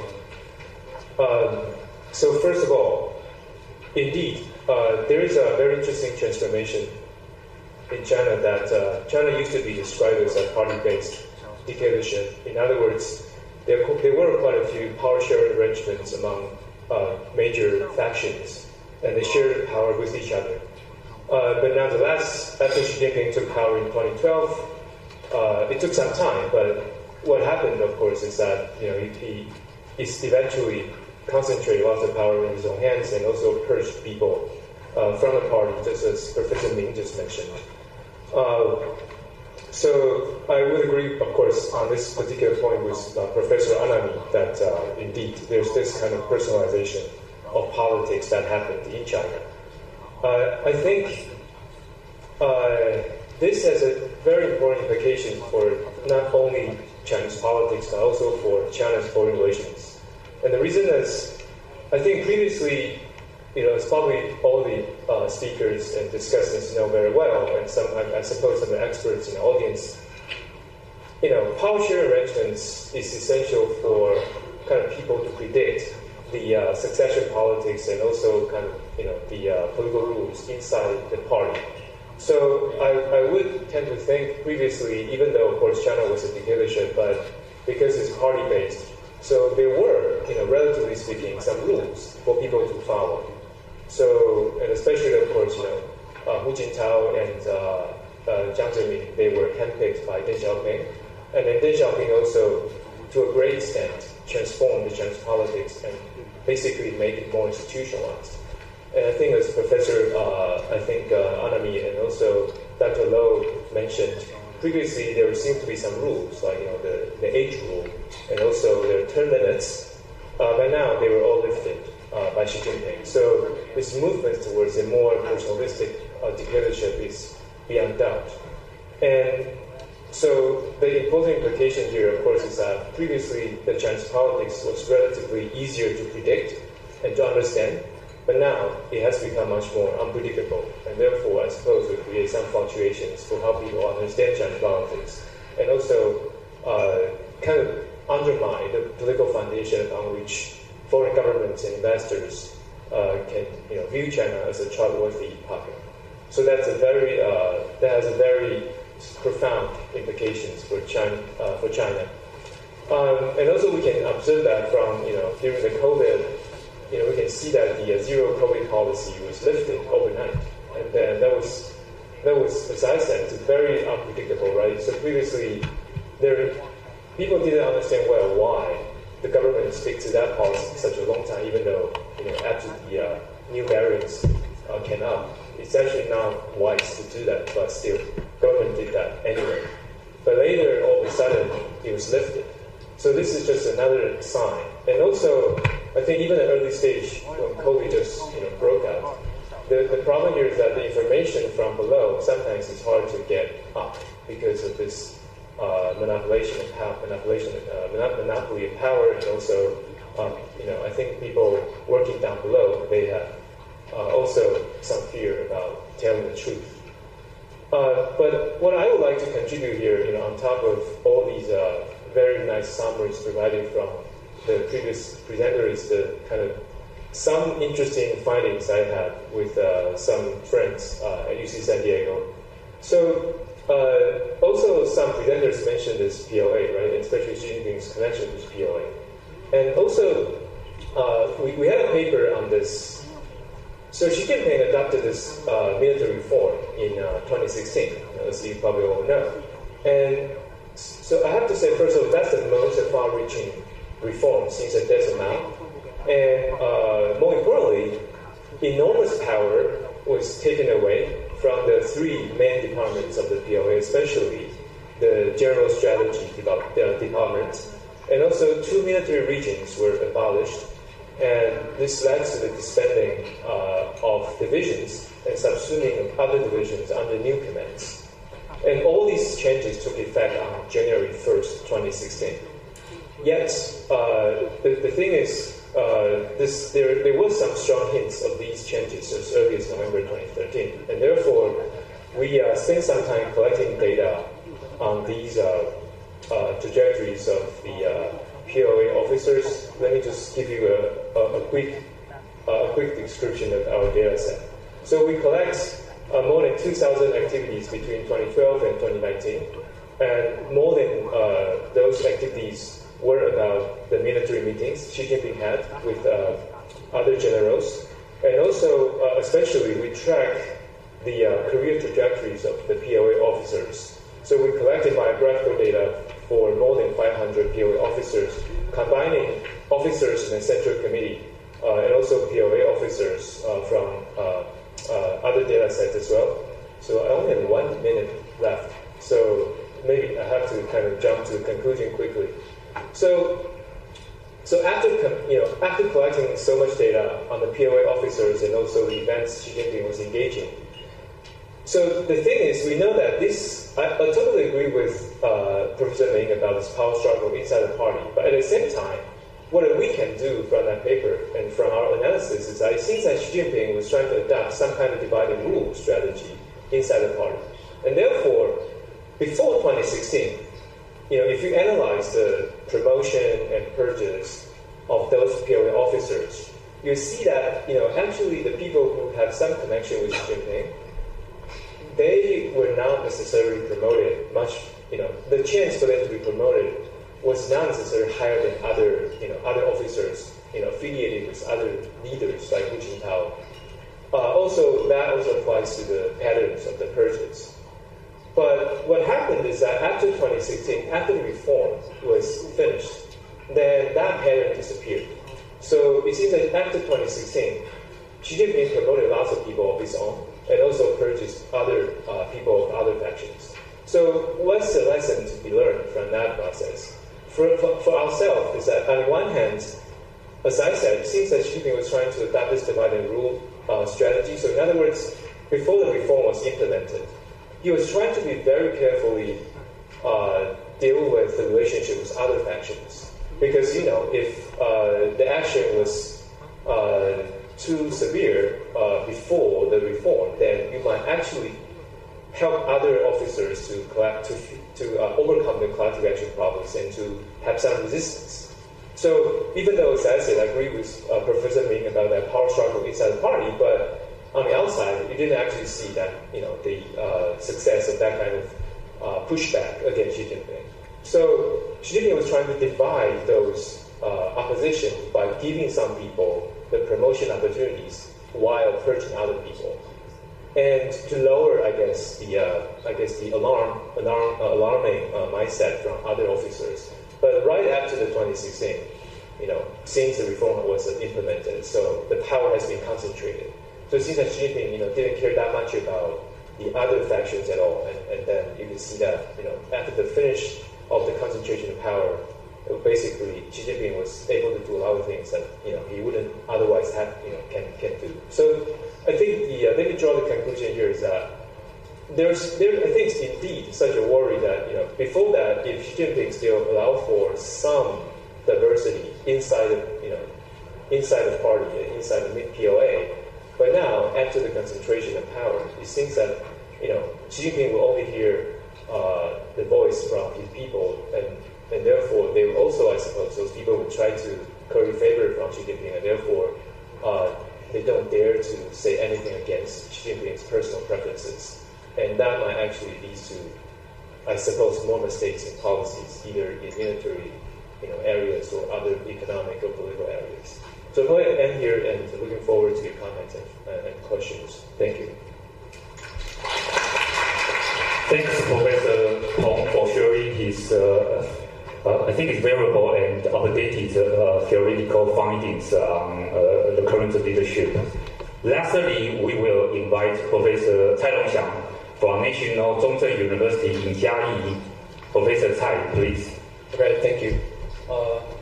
Lunch is is ready, so I just cut to the chase.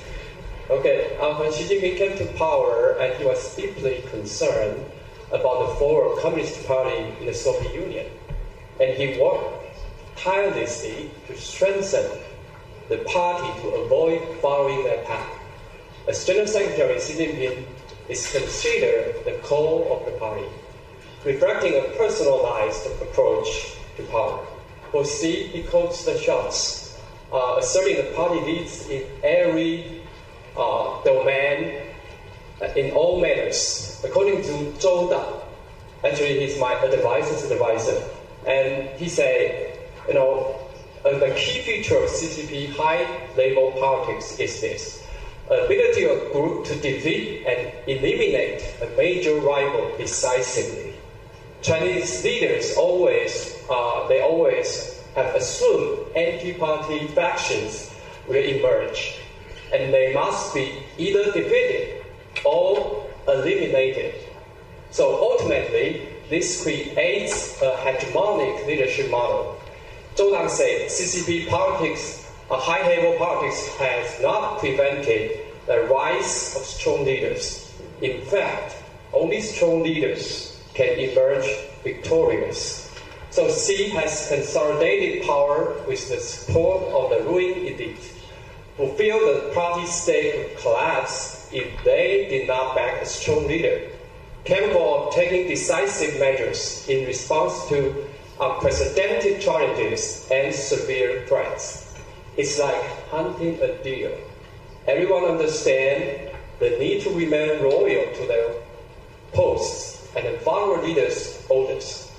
So Xi aims to ensure that CCP remains the sole ruling party indefinitely.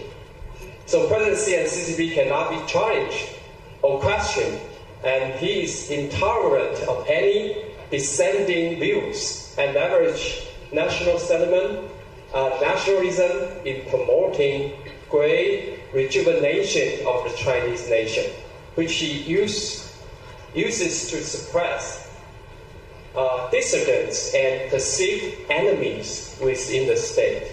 We are witnessing the rise of digital totalitarian, according to Professor Rowe, in China, which monitors people's public lives in the name of security. Xi appears to feel insecure and perhaps sometimes even panicked about his leadership. He seems willing to sacrifice China's openness to the world in order to solidify its power base by tightening total control over Chinese society for the security of the CCP of himself. Xi holds absolute power as he appointed members to the Political Bureau and the Political Bureau Standing Committee and the 20th Party Congress based on their loyalty and ideological stances rather than their performance or ability. The problem with this approach is, like Professor Tong said, when a supreme leader is surrounded by yes men who are expected to friend him, no one dare to point out mistakes or policy failures. It means no one wants to be a child who tells the emperor he's not wearing any clothes at all. So the drivers of China's economy, like Professor Ming said, are becoming increasingly constrained. The country is facing a serious economic downturn characterized by slowing growth, soaring national debt, foreign capital flight, skyrocketing youth unemployment, a high mortgage default rate, and a shrinking population, just to name a few. Managing these multifaceted challenges is proving to be a daunting task. The Chinese economic model is significantly flawed, particularly as it relies on transferring money from the Chinese private companies or people to the government. So China is experiencing a middle-income trap, have already exhausted many low-hanging opportunities for growth. So it's becoming challenging to balance demand and supply in a declining economy. On a global dimension, China is facing a growing alliance of hostile rivals. So we are witnessing countries neighboring China, such as Japan, South Korea, the Philippines, Vietnam, Australia, of course Taiwan. You see today, 2024 joint sword be.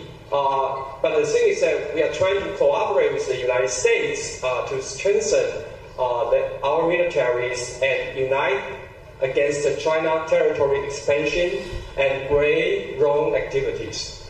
So China is taking its own medicine. China's assertive and bullying actions often refer to a warrior diplomacy, which aims to seek ways to drive U.S. out of the Pacific.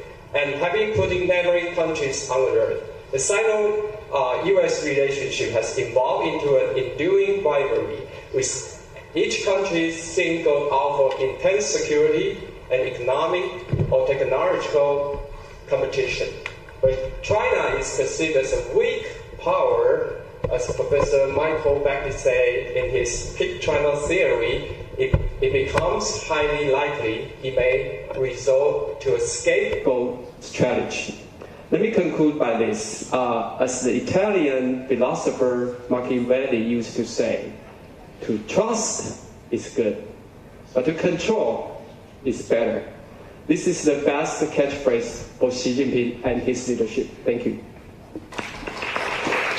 Thanks for Professor Cai Longxiang. We do have a little time remaining, so I'm going to ask our panelists. Maybe some of our panelists would like to have some responses or feedbacks to the view just presented. Maybe we just start from Professor Hanami. Two quick comments. I think the issue of power succession is extremely important. The fact that Xi Jinping is now in his third term represents his personal power, yet when you think about from a perspective of the communist regime as a whole, the fact that you can't have a stable power transition or power succession represents a really fragile aspect of the communist regime. That's my first comment. The second comment about military reform that has been taking place under the Xi Jinping regime, I think this really represents the seriousness of the widespread corruption within the military. Xi has continuously mentioned that the PLA has to prepare for war, and when he says that, the Japanese media really focuses on his comment and say, look, Xi Jinping is preparing for war, but you really have to understand the other aspect. The reason why the head of the Communist Party has to make those kind of comments is he realizes the fact that they're not capable of coping with the present military situation. On one hand, he's talking about taking back the lost territories. If you want to do that, you might have to, confront the U.S. military, and then you have to enhance your capability of the PLA. But the PLA is, how do I say that? Contaminated with corruption. So that became a major challenge for Xi Jinping. And the irony is that he replaced so many generals, but the problem is those who are introduced by Xi Jinping will now use that status, and then they will, become corrupt as well. I think the case of the downfall of Li Shanfu is a symbol of that case. So it's really difficult. You choose new people, and then they go corrupt. So corruption is a really tough problem to solve. Thank you very much.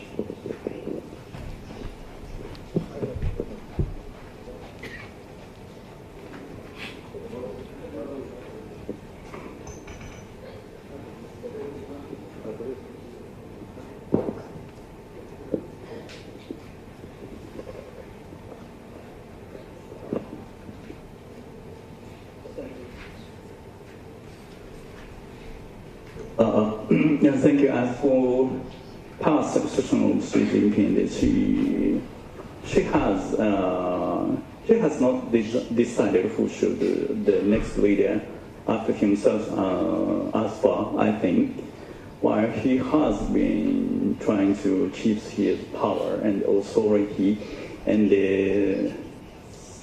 at the same time he has watching who has the quality to the next reader. Some people say that Peng Liyuan, who is Xi's wife and the PLA general, she may be the candidate to be selected the next reader after she. I cannot anticipate that this story will be realized or not, but I am going to stress that it would be safe not to deny every possibility of power succession including by the heredity tradition, because she's so-called new era, 新时代, means everything will happen. Thank you. Professor Ming, would you like to make some concluding remarks? Thank you.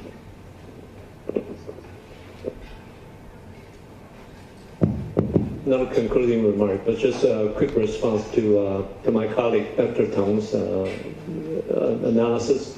I mentioned that there are 4 cases happened only very recently. The first one is the unexpected downgrading transfer of position of Mr. Chen Guoqiang, who was the Deputy Secretary of the PLA's Disciplinary Commission, and it's been downgraded to the political commissar of the National Technological University. So it's kind of unusual. That's case number 1.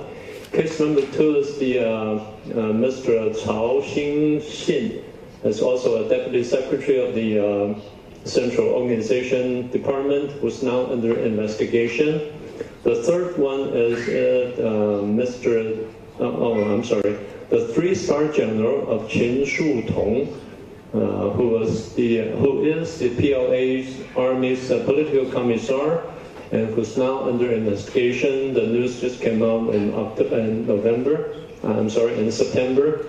And then a few days ago, 5 days ago, another guy, and also another 3-star general, Mr. Qin Zhengxiang, is also under investigation, who has been working in the office of the Central Military Commission. So these 4 people are closely related to Xi Jinping. It's kind of unusual. They're all either purged or now under investigation. So, which leads to one core question, the role of General Zhang Youxia, the vice chairperson of the Central Military Commission. So that's one thing that we should pay much attention to, and it's worth some more investigation. Well, thank you, Mr. Moderator. That's all I want to say. Thanks. As we have reached the end of this panel, I would like to extend my heartfelt thanks to all the distinguished guests, including Deputy Minister Liang Wenjie from the Mainland Affairs Council on the stage, and to everyone here for your participation. This section has concluded successfully. Thank you, everyone. Thank you. Thank all the panelists for the excellent discussion. Now it's lunch break. Please go to the counter to pick up the lunch box with your badge. Lunchtime keynote speech will begin at 12:50. Thank you. 有事先报名的来宾可以到报到处用识别证领取便当，谢谢。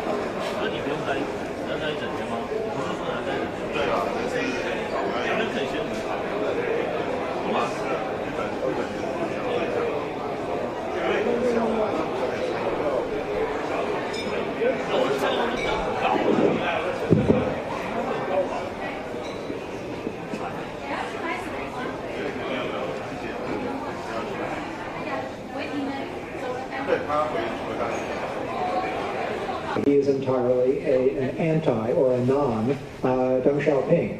There are fascinating similarities and differences between Xi Jinping and both of these leaders, as well as some other leaders that I will mention, and one other that I'm not sure is in my remarks. And Stanley and I were talking about him at lunch.